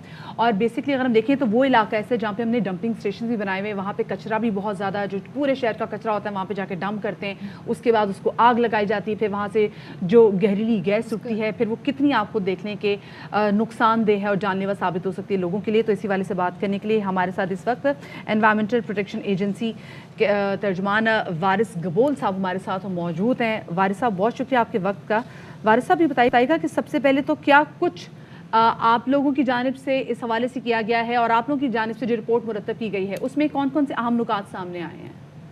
जी, ये जो बिस्मिल्लाहिर्रहमानिर्रहीम, हमारा जैसे ही हमें ये इन्फॉर्मेशन रिसीव हुई थ्रू इलेक्ट्रॉनिक मीडिया और हेल्थ डिपार्टमेंट की जानिब से, तो हमने जो है ना उसी वक्त अपनी टीम डेजिग्नेट कर दी। जो डिस्ट्रिक्ट इंचार्ज था तो वो अपने टीम के साथ वहाँ पे गए, तो उन्होंने चीज़ों को इन्वेस्टिगेट किया और देखा कि क्या क्या चीज़ें वहाँ पे हैं और क्या क्या वजूहात हो सकती हैं अगर इस किस्म के जो भी इंसिडेंट का है ना। तो फिर हमने सबसे पहले ये किया कि हमने जो एयर क्वालिटी मॉनिटरिंग स्टेशंस हमारी हैं, मिसाल मोबाइल लेबोरेटरी, तो वो हमने वहाँ पे जाके जो है ना वो डेजिग्नेट किया, उसको इस्टेब्लिश किया ताकि ये पता चल सके कि वहाँ पे जो एयर जो है तो उसकी कंसंट्रेशन डिफरेंट गैसेस की उसमें क्या है क्या नहीं है। तो उसके बाद जब हमें जो है ना रिजल्ट हमारे पास जब आए तो हमारे सिंध एनवायरमेंटल क्वालिटी स्टैंडर्ड्स अपने बने हुए हैं जो नोटिफाइड है। तो जो रिजल्ट हमें ऑब्टेन्स हुए तो उस रिजल्ट में हमें ये पता चला कि जो वहाँ की एयर है तो वो with in the Sindh environmental quality standards की है। तो उसमें इस किस्म की कोई भी ऐसी चीज़ हमें जो है वो नज़र नहीं आई जिसमें हम ये प्रज्यूम कर सकें कि ये जो कैजुअल्टी है या जो इंसिडेंट है ये एयर पोल्यूशन की वजह से हुई। तो मतलब आप ये कह रहे हैं कि वहाँ पर ऐसे कोई भी ज़रात मौजूद नहीं थे हवा में जिसकी वजह से आप कह सकें कि जी ये वजह बन रही है कि वहाँ पे लोगों की अमवात पुरस्कार तरीके से हो रही है? जी जी बिल्कुल, उसमें यह कि जो हमारी जो, क्योंकि कोई किसी भी चीज़ का अगर आप ऐसे समझे कि कोई भी अगर बात करना चाहें तो उसके पास आपको साइंटिफिक एविडेंसेस होने चाहिए। तो हमने ये है कि हम ये नहीं कह रहे, क्योंकि हमें जो रिजल्ट्स ऑब्टेन हुए हैं एनवायरमेंटल क्वालिटी स्टैंडर्ड्स के विद इन दी पैरामीटर्स हैं, वो उसमें कोई भी ऐसी चीज़ है ही नहीं जो हमारी अबव दी कंसंट्रेशन वहाँ पे जाए। अच्छा, लेकिन ये है जी जी जी जी वारिस साहब, जिस तरह से आप ये बात करें कि कोई भी चीज़, कोई भी कंसंट्रेशन ऐसी उसके अंदर डिटेक्ट नहीं हुई है, तो फिर आपको क्या लगता है कि एनवायरनमेंट के हिसाब से मज़ीद और क्या चीज़ चेक की जा सकती है? मज़ीद आप क्या सजेस्ट कर सकते हैं कि अगर ये चीज़ डिटेक्ट नहीं हो रही है तो मज़ीद क्या आप उसको इन्वेस्टिगेट करेंगे? देखिए, इसमें हमने रिकमेंडेशन दिया है कि इसमें जो हेल्थ डिपार्टमेंट है तो वो इन चीज़ों को मज़ीद इन्वेस्टिगेट करे कि ये भी पॉसिबल हो सकता है कि वहाँ पे कोई इस किस्म की कम्युनिकेबल इन्फेक्शस डिजीज़ हो। क्योंकि अगर फर्ज करें कि अगर एयर पोल्यूशन की वजह से हम एक अज्यूम कर लेते हैं कि खुदा न खास्ता अगर एयर पोल्यूशन की वजह से किस किस्म की इंसिडेंट ये अगर हुआ भी होगा तो उसमें ये कि एयर पोल्यूशन जो है ना वो ओवरऑल एक पूरे विलेज को ये बताएं अब आप लोगों का जो इदारा, ऑफ कोर्स आप लोगों को भी तनख्वाहें मिलती, तो आप लोग किसी वजह से इदारा तश्कील दिया गया और आप लोगों के भी यहाँ पे काम होते होंगे, तो आप लोग फिर अपनी तय क्या काम करें आप लोग वहाँ के इन्वायरमेंट को मज़ीद बेहतर करने के लिए? क्योंकि ये तो हमें भी पता है कि वहाँ पे कचरा डंप किया जाता है और ये जो सड़कों की सूरत हाल हम अपने नाज़रीन को दिखा रहे हैं, जो वहाँ पे फैक्ट्रियाँ मौजूद हैं जिनका फुजला है वो भी छोड़ा जाता है, वहाँ का जो धुआं भी है, तो सर आप लोग कैसे मेक श्योर करें कि ये तमाम जो बाकी मुहर्रिकात हैं वो पोल्यूट ना करें इसको? जी देखें, हम तो बिल्कुल ही एक्शन ले रहे हैं। यही अनफॉर्चुनेटली ये चीज़ें होती हैं कि जो हमारा जो काम जो है वो मीडिया में वो चीज़ें नहीं आ रही। तो हमारे पास जो है ना ट्रिब्यूनल्स भी हैं, कोर्ट्स भी हैं, तो मोर देन ऐसे समझे कि 500 केसेस जो है हमारे, वो हमने ट्रिब्यूनल में या डिफरेंट कोर्ट्स में, जुडिशियल मजिस्ट्रेट में हमने वो रजिस्टर्ड भी करवाए, फाइल भी करवाए, और केसेस हमारे चल भी रहे हैं, कुछ खत्म हुए हैं। तो हमारा एक सर अल्लाह करे आप लोग जो एक्शन ले रहे हैं वो एक्शन लेने का सिलसिला भी नहीं, बल्कि इसका तवातुर से सिलसिला जारी रहना चाहिए, क्योंकि एनवायरमेंटल एजेंसीज का ये काम होता है कि वो रोज़ बरोज़ जो है वो चेक करती हैं कि क्वालिटी भी क्या है और साथ में क्या कुछ करना चाहिए। और सर जो जी चला गया उसने वापस थोड़ी आना, तो जिनके घर से गया उनको पता है कि उनके घर में कैसे सफ़े मातम बिछी हुई है। बहुत अच्छी हमारे साथ वारिस कबूल साहब मौजूद थे और कह रहे थे कि जी जो उनके सामने से जो तहकीकात की गई हैं उसमें तो कोई ऐसी कोई कंसंट्रेशन नहीं है। लेकिन ये कितनी अफसोस की बात है कि हम लोग, बात वही है कि हम लोग तहकीकात करते रहते हैं कि वजह क्या है, लेकिन देखते हैं कि अब ये जो इतनी जाने गई हैं उनका जवाब दे कौन होगा। बिल्कुल बिल्कुल। अच्छा जी, ज़रा आगे बढ़ते हैं और बात करते हैं आपकी सेहत के वाले से। यूजुअली जो लोग जब डाइट कर रहे होते हैं तो उनको होता है कि चलें जी हम ज़रा कम खाना खा रहे हैं तो हमारा वज़न कम हो जाएगा। बहुत से लोग जैसे इंटरमिटेंट फास्टिंग कर रहे होते हैं, बहुत सारे लोग दिन में कहते हैं मैं सिर्फ एक मील खाऊंगा, वो तो हो गया सब। लेकिन आपको ये पता है कि वो मील की टाइमिंग्स कितना मैटर कर रही होती हैं? एग्जैक्टली, मील्स की टाइमिंग कितनी मैटर कर रही होती है, किस क्वांटिटी से खा रहे हैं और किस बंदे की जो बॉडी है उसकी क्या ऊपर इम्प्लीमेंट करना चाहिए, उसका जो इम्यूनिटी है वो किस लेवल का है, क्या वो इतनी डाइट बर्दाश्त कर सकता है या नहीं कर सकता है, क्योंकि हर बंदे को आप एक डाइट प्लान नहीं दे सकते। डिफरेंट इम्यूनिटीज होती हैं, तो आपको डाइट प्लान भी डिफरेंट देना पड़ता है। अच्छा, हम जो बेसिकली डाइट प्लान, तो वो हम आगे इंशाल्लाह बात करेंगे, लेकिन जो हम गलती कर रहे होते हैं ना, खुद से जब फाके भी कर रहे होते हैं, तो उसमें ये मैटर बड़ा कर रहा होता है कि आप किस टाइम पे, आपका कट डाउन टाइम क्या है। जैसे जब डॉक्टर्स हैं स्पेसिफिकली वो आपको कहते हैं जी 7 बजे तक 8 बजे तक, 8 बजे में थोड़ा बढ़ा के कह रही हूँ, लेकिन वो कहते हैं 7 बजे तक बस खाना खा के आप फारिग हो जाए, उसके बाद आपने कुछ नहीं खाना। हाँ, कहवा पी लें बस, ठीक है ना, फ्रूट, कुछ भी ऐसी चीज़ नहीं करनी। लेकिन हम क्या करते हैं, हम दिन का एक मील भी खाएंगे तो वो खाएंगे रात 11 बजे। और जो रात को हम लेट नाइट मंचिंग भी करते हैं ना, चाहे आपने सुबह बिल्कुल नाश्ता भी ना किया, आपने दोपहर भी खाना ना खाया, और आप रात के जी मैं सिर्फ थोड़े से नट्स ही तो खा रही हूं। उसकी वजह ये है कि वो जब हम कहते हैं ना थोड़े से नट्स ले लिए या मैंने पॉपकॉर्न ले लिया या फिर मुझे बहुत ज़्यादा जो है ना वो मंचिंग करने का दिल कर रहा था, वो इसलिए होता है क्योंकि हमारे स्लीप आवर्स बेहतर नहीं है। जब हम जागते रहेंगे तो ऑब्वियसली हम खाते रहेंगे, लेकिन अगर हमारी स्लीप टाइमिंग बेहतर होंगे और अकॉर्डिंग टू डॉक्टर हम उसी को फॉलो करेंगे टाइमिंग्स को, तो मेरे ख्याल में फिर हम सुबह ही उठ के ब्रेकफास्ट करेंगे। चले जी, इसी वाले से बात कर लेते हैं। डॉक्टर आयशा हमारे साथ मौजूद है, मारूफ न्यूट्रिशनिस्ट है हमारे साथ स्टूडियोज़ में। अस्सलाम वालेकुम डॉक्टर आयशा, वेलकम टू बाखबर सवेरा।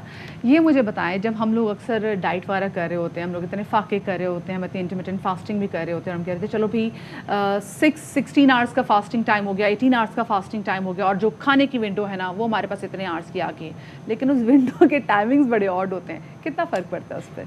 देखिए, विंडो के टाइमिंग्स अगर आपके बहुत मुनासिब हैं तो डेफिनेटली फ़र्क पड़ेगा। ईटिंग विंडो की अगर हम बात करें, ईटिंग विंडो हमारी अगर हमने 12, पहले तो 12 से स्टार्ट करवाते हैं हम, मतलब 12 होता है, फिर 14 होता है, फिर 16 होता है, इसी तरीके से होता है। लेकिन अगर आपकी ईटिंग विंडो, लेकिन डिपेंड ये करता है आप उस ईटिंग विंडो के अंदर क्या खा रहे हैं। अगर आपने उसमें कैलोरिक डेफिसिट नहीं किया हुआ, अगर आपने उसमें कार्ब्स कम नहीं किए हुए, तो फिर रिजल्ट नहीं आता, कोई फायदा नहीं उसका, कोई फायदा नहीं होता। पता चले आप निहारी खा रहे हो, जी कुन्ना बनकर आए थे चीनी होती तो मैं जरा कुन्ना खा लूँ। हाँ, मैं कुन्ना भी खा लूँ, मैं कार्बोहाइड्रेट मील खाना है मैंने, हाँ, और एक ही मील मैंने खाना है, तो मैंने उसमें पराठे भी लिए हुए, मैंने उसमें रोल खा लिया, मैंने पिज़्ज़ा उसमें ऑर्डर कर लिया, तो फिर उसमें डिपेंड ये करता है कि आपने कैलोरिक डेफिसिट किया हुआ है। आपका अगर कैलोरिक डेफिसिट नहीं है और वही 1 मील आप ले रहे हैं, तो उसका फिर कोई फ़ायदा नहीं है। तो उससे बेहतर है कि आप 2 मील ले लें, आपका कैलोरिक डेफिसिट होना बहुत ज़रूरी है। हाय हाय, वाकई कैलोरी डेफिसिट होना बहुत ज़रूरी। लेकिन मुझे बताएं, मैं एक बार ना आमिर खान साहब के इंटरव्यू देख रही थी और उसमें आमिर खान साहब ने कहा था कि मैं तो ना सब खाता हूँ, क्योंकि उनकी वेट लॉस पे बात हो रही थी, बड़ा ड्रास्टिक जो लूज़ किया था, तो उन्होंने कहा मैं ये नहीं देखता मैं क्या खा रहा हूँ, हाँ मैं कैलोरी काउंट करता हूँ। अच्छा, ये जो कैलोरी काउंट करने वाला मामला है ना, तो एक आम पाकिस्तानी जो है ना वो तेल में लगा हुआ पराठा अंडा खाता है, तो ज़रा उस आम पाकिस्तानी को बता दें कितनी कैलोरी खाती है। तेल में लगा हुआ पराठा अगर वो खा रहा है तो 400, 500, 600 तो वो एक ही दफ़ा में खा लेता है, और टोटल आपकी रिक्वायरमेंट 1200, 1300 से ज़्यादा नहीं होना चाहिए अगर आपको अपना वज़न कम करना है। तो इस ब्रेकफास्ट के बाद फिर लंच में क्या ले वो कि वो मैनेज हो जाए? अगर उसने ब्रेकफास्ट, देखिए ब्रेकफास्ट तो वैसे भी बादशाहों वाला होता है, लेकिन अगर वो कोई काम काज कर रहा है, वो कोई खेतों में जाके मेहनत मजदूरी कर रहा है, वो कोई जाके वो कोई ब्रिक्स उठा रहा है, वो कोई घर बना रहा है, तो बात समझ में आती है कि वो दोपहर में वो कुछ ले। लेकिन अगर वो ड्राइवर उसके लिए जो है वो गाड़ी گاڑی کھولتا ہے, وہ گاڑی میں بیٹھ جاتا ہے, اس کے بعد وہ آفس ایئر کنڈیشن اس نے کیا کیلری برن اور کی یہاں بھلا؟ پہ تو اس میں کون سی کوئی کیلری برن. مسئلہ یہ ہوتا ہے کہ ہمارے یہاں جب ہم ڈائٹ کی بات کرتے ہیں تو بہت ساری خواتین ایسی ہیں, بلکہ اب تو موسٹ آف دی ٹائم سبھی اپنا ڈائٹ کر رہے ہوتے ہیں کہ ہم یہ نہیں کھا رہے, لیکن بہت کم لوگوں کو فرق پڑ رہا ہوتا ہے, اور کچھ لوگوں کو بہت ڈریسٹک فرق پڑتا ہے کہ وہ عجیب لگنے لگتے ہیں, اور کچھ لوگ بہت سلو ویٹ لاس کرتے ہیں اور بہت گریجولی جاتے ہیں اور وہ ہیلدی لگتے ہیں. وہ خواتین جو کہ ہیلدی بھی رہیں اور ان کا ویٹ بھی لاس ہو جائے, ان کو آسان الفاظ میں آج یہ بتا دیں کہ بھائی ان کو یہ کرنا چاہیے. ورنہ کیا ہوتا ہے کہ نارملی خواتین جو ہے وہ اس کمپلیکیشن کے اندر رہتی ہیں, کتنی کیلری, اس میں کتنی کیلری. تو میرے خیال میں آسان پلان ہونا چاہیے تاکہ ہر کوئی اس کو فالو کر سکے. دیکھیں کیلریز کو کاؤنٹ کرنا تو ڈیفینیٹلی بہت مشکل ہوتا ہے, اور نہ یہ کہ آپ ہر وقت کیلریز کو کاؤنٹ کر سکتے ہیں. who will count the calorie کہ اب I eat this, اتنی کیلری ہوگی, اتنی کیلری. لیکن یہ ہے کہ میں اپنے میرے 15 سال کے کیریئر میں نے ہمیشہ ایک چیز سیکھی ہے کہ کیلوریز کو کاؤنٹ کرنا جو ہے وہ بہت مشکل ہے. اپنے لیے ڈیلی ڈفرینٹ ڈائٹ پلان جو ہے وہ بنانا بہت مشکل ہے. میں ایک ورڈ کو ہمیشہ حمایت کروں گی, پورشن کنٹرول. ایک عورت ہے جس کو اپنے ہسبینڈ کے لیے بھی بنانا ہے, جس کو اپنے بچوں کے لیے بھی بنانا ہے, جس کے اگر ان لاز ہیں اس کو بھی دیکھنا ہے, وہ ایک ٹائم ٹیبل کے تحت وہ اپنا کھانا بنا لے. اس کے پاس پوری ڈائننگ ٹیبل سجی ہوئی ہے, ٹھیک ہے. تو جب وہ اپنے لیے میل نکالے تو پورشن کنٹرول میں تھوڑا سا نکالے. وہ تھوڑی سی چپاتی بھی لے لے, وہ تھوڑا سا سالن بھی لے لے, تو اس کی سیٹسفیکشن بہت بھرپور ہو جائے گی. اور وہ الحمدللہ کہ یہ پورشن کنٹرول ہم سب کو سیکھنا چاہیے. اور ہمارا جو سائنس بھی یہ کہتی ہے کہ آپ جب آپ کو لگے نا کہ آپ نے کھانا کھا لیا تو آپ کے تقریباً 20 منٹ کے بعد آپ کے دماغ کو میسج آتا ہے کہ یو فل. تو ہم جب تک دماغ کو میسج نہیں جاتا ہم کھائے جاتے اب تک لیٹ ہو جاتے ہیں, بدہضمی بھی ہو جاتی ہے. لیکن مجھے بتائیں, کیونکہ آج ہم اسپیسیفکلی بات کریں کہ ہم غلطی کیا کرتے ہیں ڈائٹ کے دوران, تو اس میں ایک ٹائمنگس کی بات آ گئی کہ ہمیں اپنا کٹ آف ٹائم پہلے ذرا کرنا چاہیے. اور ساتھ میں مجھے یہ بھی بتائیے گا کہ اس میں کس طریقے سے, اگر اسپیسیفکلی ہمیں نہیں پتہ ہوتا کہ ہم نے پھل کتنے کھانے ہیں, ہمیں لگتا ہے جی پھل تو بڑے ہیلدی ہیں, تو ہم جوس کے جو ہیں وہ فریش جوس کے جو گلاس سے گلاس بھر کے پی رہے ہوں گے, ہمیں یہ نہیں پتہ ہوتا کہ اس میں بھی کتنی مٹھاس ہے. ہاں, ہمیں پھل کھانے کے بارے میں کہا گیا ہے, لیکن ہمیں جوس پینے کے لیے نہیں کہا گیا. ہم تو فریش جوس پینے کی طرف جا رہے ہیں, یا زیادہ تر ہم پیکیٹڈ جوس پینے کی طرف جا رہے ہیں. تو وہ جو پیکیٹڈ جوس ہیں وہ تو پروسیسڈ ہیں, اس میں چینی بھی شامل ہے.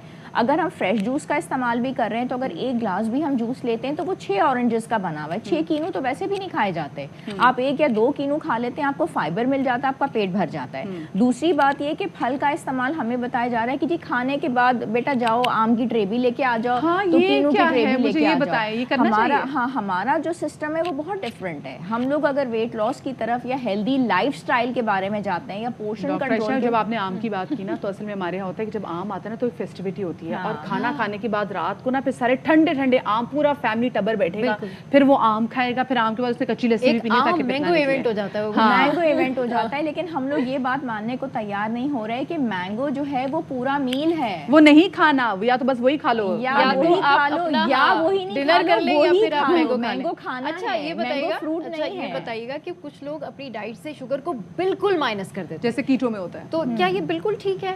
دیکھیں کیٹو تو میں اس کو تو ڈائٹ ہی نہیں مانوں گی. کیٹو تو آپ کو نری بیماریوں کی طرف ہی لے کے جا رہی ہوتی ہے, اس لیے کیونکہ آپ کے جتنی بھی چیزیں اللہ تعالیٰ نے بنائی ہیں وہ آپ کو پورشن کنٹرول میں کھانی ہیں. آپ یہ ورڈ اگر یاد کر لیں تو نہ آپ کو کبھی کسی ڈاکٹر کے پاس جانا پڑے گا, ٹھیک ہے, نہ کبھی آپ کو کوئی مسئلہ ہوگا. جو کچھ ہے آپ نے پورشن میں لینا ہے. کیٹو کے اندر وہ آپ کی فیٹ کی کوانٹٹی کو اتنا بڑھا رہے ہیں, کاربوہائیڈریٹ کو کم کر رہے ہیں. کاربوہائیڈریٹ آپ کو سکون بھی دیتا ہے, اس میں پھل بھی ہیں, اس میں سبزیاں بھی ہیں, اس میں چینی بھی ہیں, ٹھیک ہے. آپ دیکھیں آپ کاربوہائیڈریٹ کو بالکل لائف سے نکال دیں, آپ یقین کریں کہ آپ اپنے بچوں کو مارنا پیٹنا بھی 2 دنوں میں شروع کر دیں گی, اور آپ اتنا لڑائی جھگڑا شروع کر دیں گی کہ آپ کی ماسیاں آپ کو چھوڑ کے بھاگ جائیں گی. یہ آپ کو 2-3 دن میں پرابلم ہوتی ہے, کیونکہ جیسے مجھے سا بندہ اگر I have a sweet dent not tooth, تو مجھے جیسے میٹھے کا بہت شوق تھا نا, تو میں نے بالکل جیسے چائے بھی مائنس کر دی, کیونکہ چائے آپ نہیں پی سکتے, تو ہم فروٹ بھی چلا گیا, ہر ڈیزرٹ چلے گی, تو پھر آپ آف کورس آپ تھوڑا بہت وہ ہو جاتے ہیں, اریٹیٹ ہو جاتے ہیں. اور دوسری بات ہے, جب تک آپ کی باڈی میں چینی, کیونکہ سفید چینی ویسے بھی زہر ہے, جب تک آپ کے سسٹم میں باڈی میں رہتی وہ اور چینی مانگتی ہے, وہ اور میٹھا مانگتی ہے. اور قدرتی بات ہے کہ جو چیز آپ کو منع کی جاتی ہے آپ کا دل اس کی کریونگ کے لیے خود کرتا ہے, اس کے بعد فیٹس آپ کے اتنے زیادہ بڑھا دیے جاتے ہیں. میں نے خود کیٹو کے پیشنٹس کو دیکھا, دے اینڈ اپ ان ایمرجنسی, اور اس کے بعد ان کے کولیسٹرول لیولز اتنے بڑھے ہیں اور سائلنٹ ہارٹ اٹیک ہوا ہے. پلس آپ کتنے دن کر لیں گے کیٹو, آپ کتنے دن کریں گے, دا مومنٹ آپ اس کو اسٹاپ کریں گے اور اس کے بعد آپ کا ویٹ ڈبل ہو کے واپس آئے گا. تو آپ ایک ہیلدی وے لیں, لائک آپ کے پاس چپاتی ہے, آپ کے پاس سالن اس دن بنا تھا, تو آپ نے اتنی سی چپاتی لے لی, سالن لے لیا, اور کینو آپ نے پہلے کھانا ہے, پانی آپ نے, پھل کا استعمال پہلے ہوگا, وہ یہ نہیں ہوگا کہ آپ پھل دن میں ایک وقت پھل کھانا ہے, مطلب 3 وقت پھل نہیں کھانے سے پہلے, ایک دن آپ نے ایک وقت آپ پھل کھانے کا بھی ٹائم ہے جو ہم دوپہر میں, دن میں, صبح میں بھی نہیں, لوگ کہتے ہیں دوپہر میں کھا لیں, دوپہر میں لے لیں, دن کے ٹائم لے لیں, صبح بریک فاسٹ میں بھی آپ لے سکتے ہیں, اور رات کا اگر آپ کا ٹائم ہے تو آپ نے پورشن کے ساتھ تھوڑے سے دال چاول کے ساتھ جو ہے وہ آپ نے اپنی ڈائٹ پلان کرنی ہے, اس سے آپ کو زیادہ فائدہ ہوگا, ورنہ کہاں کیلریز اتنی کاؤنٹ کرتے رہیں گے. بہت شکریہ آپ کا ڈاکٹر صاحبہ. تو جناب اب ڈائٹ کے میدان سے نکل کے ہم سیاست کے میدان میں جا رہے ہیں, اور کہاں اسلام آباد ہائی کورٹ, شیخ رشید صاحب وہاں پر گفتگو کر رہے ہیں. ہمارا مطالبہ ہے کہ IMF کی شرائط کو اوپن کیا جائے. ہم اوورسیز ووٹوں کے لیے سپریم کورٹ گئے ہیں, انشاءاللہ 1 کروڑ لوگوں کو ووٹ کا حق ملے گا, اور ہم نگران وزیر اعلیٰ کے خلاف بھی گئے ہوئے ہیں, اور اگر الیکشن کی ڈیٹ 1-2 دن میں پنجاب نے نہ دی تو یہ آئینی حق ہے کہ 90 دنوں میں الیکشن کرائے جائیں. اچھی بات ہے کہ KPK میں الیکشن کی تاریخ آ گئی ہے, پنجاب میں بھی یہ تاریخ دی جائے. ہم نے اپنے وکلاء, سردار رازق صاحب آج نہیں تشریف لا سکے, نعیم حیدر صاحب سے اور انتظار حسین صاحب نے اعتراض داخل کیا کہ پولیس ہمیں طلب نہیں کر سکتی, اور نعیم حیدر صاحب جب تھانے میں گئے تو انہوں نے بیان لینے سے انکاری کر دیا. بدماشی کی انتہا ہے, تھانوں کے اندر غنڈہ گردی ہے, اپنے SHOs لگائے گئے ہیں, اور پسندیدہ لوگوں کو لگا کے اگر یہ سمجھتے ہیں کہ قانون خاموش تماشائی بنا رہے گا تو یہ ان کی کم عقلی ہے. ہمیں پوری امید ہے کہ اللہ کے حکم سے ہمیں انصاف ملے گا.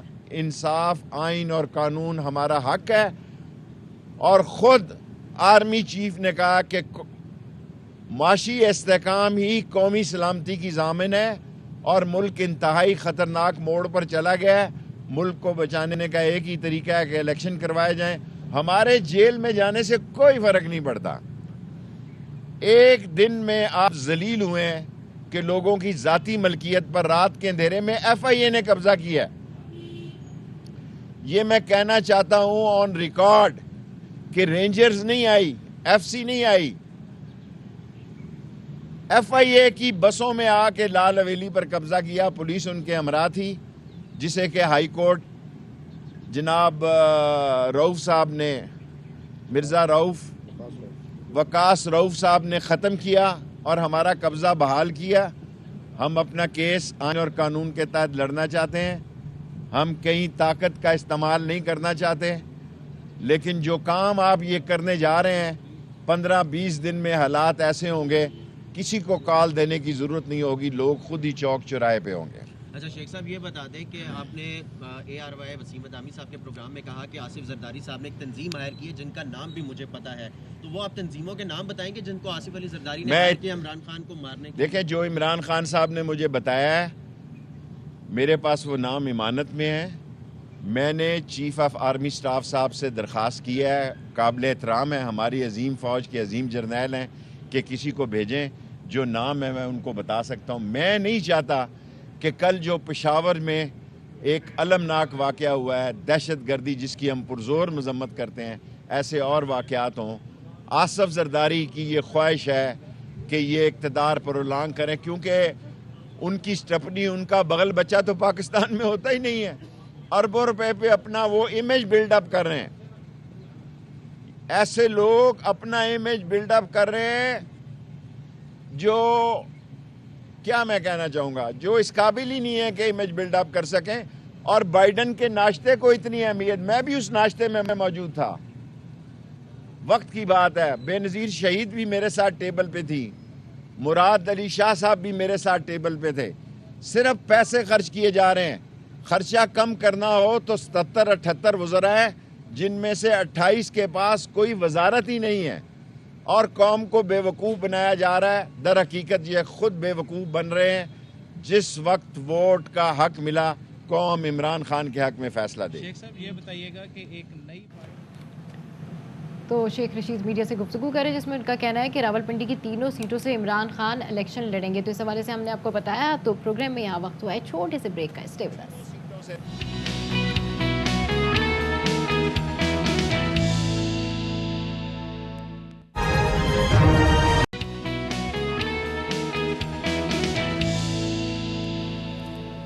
Welcome back after the break. और ब्रेक के बाद आपको बताते चलें कि खैबर पख्तूनख्वा में इंतखाबात के मामले पर गवर्नर खैबर पख्तूनख्वा ने इलेक्शन कमीशन को ख़त लिख दिया है। गवर्नर ने केपी के इलेक्शन कमीशन को कानून नाफिज करने वाले इदारों से मुशावरत की हिदायत भी की है और गवर्नर का कहना है कि सियासी जमातों और सिक्योरिटी इदारों से मुशावरत के बाद इलेक्शन की तारीख का ऐलान किया जाएगा। इस पर बात करने के लिए हमारे करस्पॉन्डेंट ने हमें ज्वाइन किया है राजा मोहसिन ने। राजा मोहसिन, क्या तफसीलात हैं, क्या अपडेट्स आ रही हैं इस इशू पे? देखिए, खैबर पख्तूनख्वा में इंतखाबात का ये मामला है और इसी सिलसिले में गवर्नर खैबर पख्तूनख्वा की जानिब से इलेक्शन कमीशन को लिखा गया खत इलेक्शन कमीशन को मौसूल हो गया है। और इंटरेस्टिंगली गवर्नर खैबर पख्तूनख्वा की जानिब से सूबे में इंतखाबात के लिए कोई तारीख नहीं दी गई। गवर्नर खैबर पख्तूनख्वा ने इलेक्शन कमीशन को कानून नाफिज करने वाले इदारों से मुशावरत की हिदायत की है। अपने खत में उन्होंने कहा है कि सियासी जमातों सिक्योरिटी इदारों से मुशावरत के बाद इलेक्शन की तारीख का ऐलान किया जाए। हालिया दहशत गर्दी के वाकयात के बाद सूबे में अलार्मिंग सूरत हाल है और इलेक्शन कमीशन इस बात का तयन करे क्या अब हालात जो इस वक्त मौजूदा हालात हैं उनमें इलेक्शन मुमकिन है या नहीं। अब ये खत इलेक्शन कमीशन ऑफ पाकिस्तान को मौसूल हो चुका है और अब देखना ये होगा कि इलेक्शन कमीशन जो 90 रोज में इंतखाबात कराने का पाबंद है वो गवर्नर खैबर पख्तूनख्वा के खत के बाद क्या फैसला करता है। सही, बहुत शुक्रिया जी। राजा मोहसिन एजाज हमारे नुमाइंदे हमारे साथ मौजूद थे। चले जनाब, एक और अच्छी खबर भी शेयर कर लेते हैं हमने और अपने नाज़रीन को बताते हैं। जैसे हम बात कर रहे थे अभी थोड़ी देर पहले कि टैलेंट से भरपूर ये पाकिस्तान है। ये पाकिस्तान इतना टैलेंटेड लोगों से भरा हुआ है और अभी जो मैं बात करने जा रही हूँ वो एक बॉडी बिल्डर है एहसन असलम, उनकी मैं बात करने जा रही हूँ। क्या कमाल उन्होंने कारकर्दगी दिखाई है, तो हम आपको इनसे मिलवाएंगे। और जो इनकी स्पेसिफिक चीज़ ये है वो ये है कि भारत समेत 30 मुल्कों के तन साजों से इनका टाकरा था और जिसमें उन्होंने सबको मात देकर गोल्ड मेडल्स जो हैं वो पाकिस्तान के नाम किए हैं। थाईलैंड गए ये और वहाँ पर फिर वो जो 30 ममालिक से ज़्यादा तनसाज वहाँ पर मौजूद थे, इन्होंने 1 नहीं 2 नहीं 3 गोल्ड मेडल्स। हमने अक्सर देखा कि जी सिल्वर मेडल्स या ब्रॉन्ज जीत लेते हैं, लेकिन ये ऐसे हैं कि इन्होंने ही 3 गोल्ड मेडल जीते। पता पाकिस्तान में तो ऑलरेडी बहुत सारे मुकाबले जीते रहते हैं, लेकिन एक ऐसे मुल्क में जाना जहाँ पर आपका हरीफ मुल्क भी मौजूद और बाकी सारे मुल्क भी मौजूद और आपने हर कैटेगरी में सबको चारों शाने चित कर दिया तो उसको सेलिब्रेट करने की तो बात बनती ही बनती है। तो हमारे साथ एहसन असलम मौजूद है इस वक्त और जो रिकॉर्ड बनाया है वो कम उम्र तनसाज का इन्होंने रिकॉर्ड बनाया है। तो एहसन इस वक्त हमारे मौजूद भी हैं। अस्सलाम वालेकुम एहसन, बहुत शुक्रिया आपका, आपने बाखबर सवेरा को वक्त दिया और बहुत मुबारक हो जनाब आपको आपकी इस अचीवमेंट पर। ये बताएं कैसे आपने इसकी तैयारी की और कितना मुश्किल ये सफ़र था एहसन? 3 गोल्ड मेडल जीतना कोई आसान बात नहीं है। सबसे पहले तो मैं शुक्रिया अदा करना चाहता हूँ एयर भाई का, उन्होंने मुझे यहाँ पे इनवाइट किया। और उसके बाद अगर मैं अपनी अचीवमेंट की बात करूँ तो ma'am it's a very difficult for me to achieve this specific goal. तो तकरीबन 5 से 7 साल लग गए यहाँ तक पहुँचने के लिए, बट अल्लाह ताला ने सक्सेस दी है और कौम की दुआएं थी साथ और बहुत सारे लोगों का साथ था जो मुझे यहाँ तक लेकर आया। और अब मेरी अचीवमेंट जो है वो आपके सामने है सबके।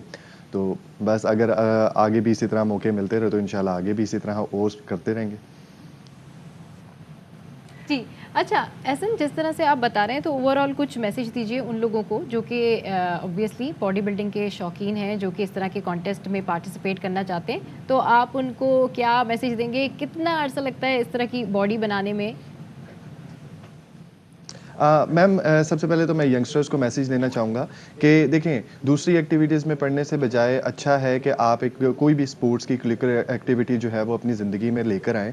और तमाम उन नौजवान के लिए ये मैसेज है कि अगर मैं कर सकता हूँ तो आप भी कर सकते हो। तो आप आगे आइए और वसीले जो हैं वो अल्लाह की तरफ से खुद ब खुद बनना शुरू हो जाते हैं। देखिए जब आपका अमल नेक होता है, आपका टारगेट जो है वो एक अच्छा होता है, ठीक है, तो अल्लाह ताला भी जो है वो आपकी मदद इसमें जो है ऑटोमेटिकली करना शुरू कर देते हैं। मुझे ये बताएं कि आप कितने घंटे वर्कआउट करते थे? खुराक अपनी बताएं मुझे, मैं तो बड़ी इंटरेस्टेड हूँ क्योंकि लोग बताते हैं कि जी हम दर्जन तो हम अंडे खा जाते हैं, किलो तो हम गोश्त खा जाते हैं, फिर इतने घंटे हम कसरत करते हैं। तो लोग भी जानना चाहेंगे कि जो एहसन माशाल्लाह से इतने वेल बिल्ड डॉले शौले बना के बैठे हुए उन्होंने कितनी मेहनत की, उन्होंने क्या कुछ खाया है? मैम अगर ये बिल्कुल बात सही है कि एक बॉडी बिल्डर की और एक फिटनेस मॉडल की डाइट जो है वो सबसे ख़तरनाक चीज़ होती है।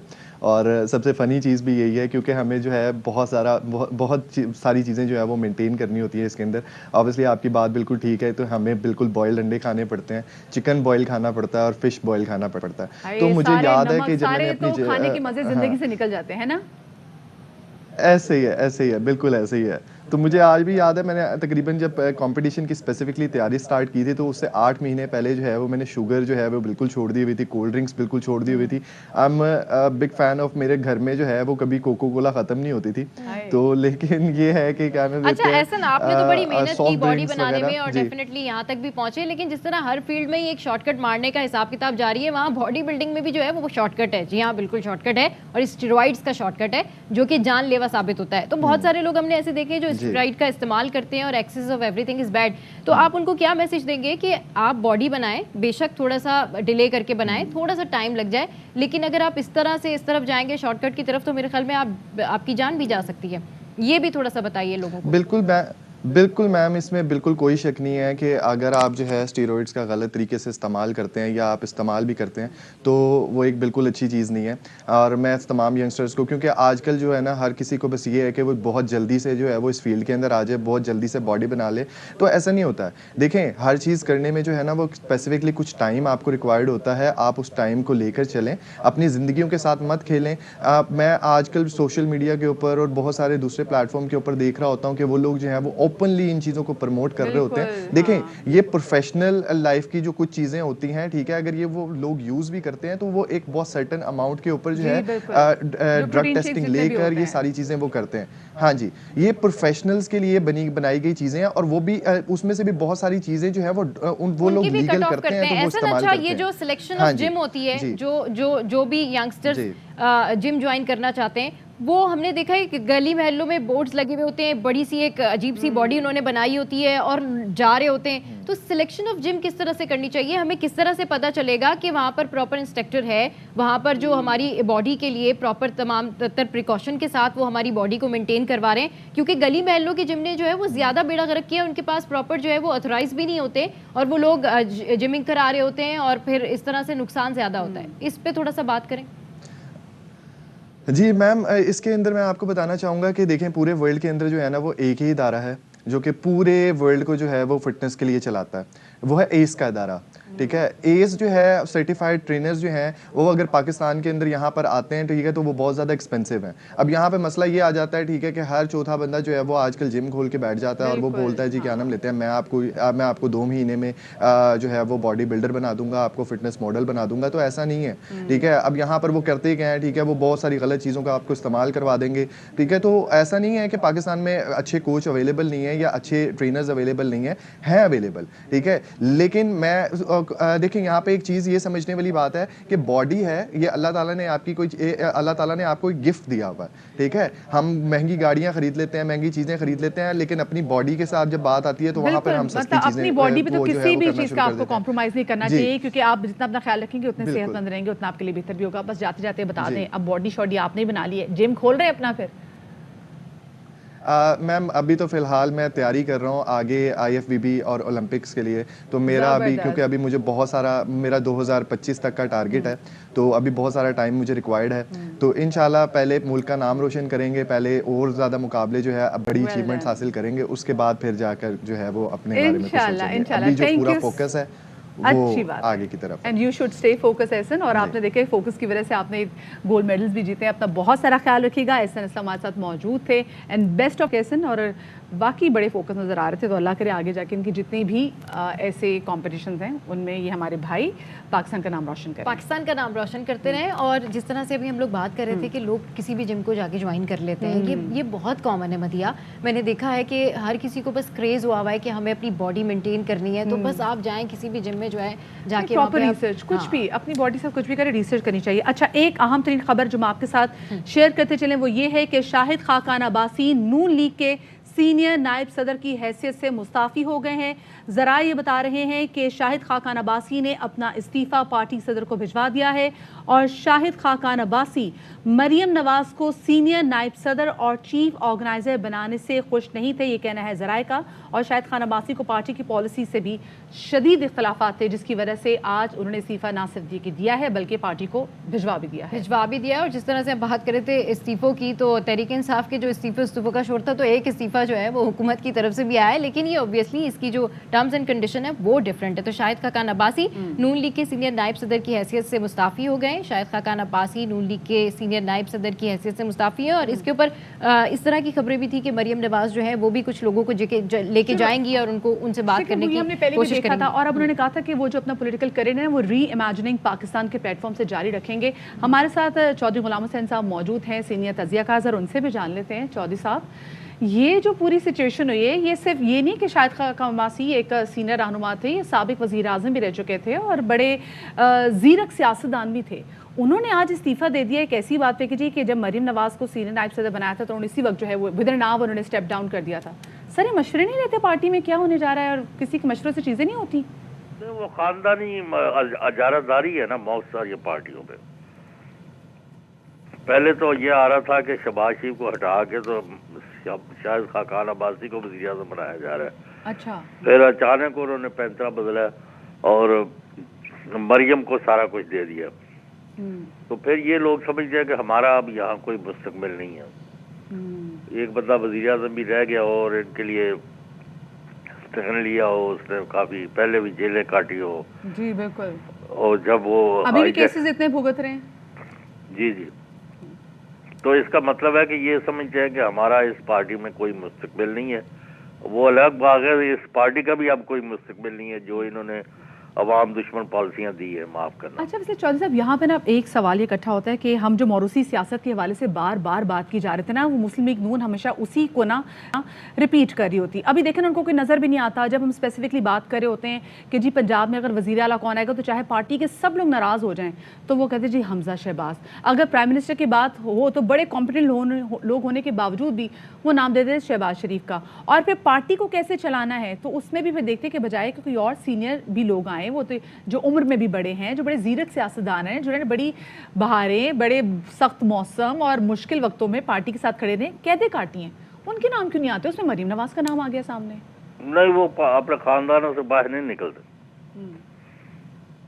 اور اس کی وجہ سے یہ نہیں, ویسے ہی ان کی جو پالیسیاں آئی ہیں اور یہ 10 مہینے کی حکومت ہے, اس کے نتیجے میں تو انہوں نے اپنا بیڑا غرق کر لیا نا. آپ نے دیکھا کہ مریم صاحب آئی ہیں, بڑا زور لگایا سارے صوبے سے, تو اس طرح کا متاثر کن کراؤڈ جمع نہیں ہو سکا. اور ابھی آپ دیکھیں نا مفتاح اسماعیل صاحب کو بھی جس طریقے سے انہوں نے بھی کہا تھا کہ کیسے ان کو لنڈن میں بلا کے ایک طریقے سے ڈسرسپیکٹفل میں ان کو ہٹایا گیا تھا. مریم نواز صاحب نے اس وقت تو کہہ دیا تھا کہ مفتاح بھائی لک انٹو اٹ, لیکن اب وہ ان کو کچھ نہیں کہہ رہی, ڈار صاحب کو, وہ بھی اندیکھنے پارٹی سے ناراض ہیں. یہ بھی تو آپ کو لگ رہا ہے کہ اور بھی استعفے ایسے آئیں گے جو کہ ہم خیال لوگ موجود ہیں پارٹی میں؟ یہ ابھی تک تو پہلے چوئی نثار علی گھر بیٹھے تھے, بڑا جو نام تھا, اس کے بعد کوئی زیادہ لوگ نہیں ان کے چھوڑ کے گئے. ان کا خیال تھا کہ انہوں نے یہی مسئلہ سی کہ وہ بھی تو یہی کہہ رہے تھے نا, وہ صحیح بات ان کی تھی. جی, وہ بھی اسی طرح نالا تھے.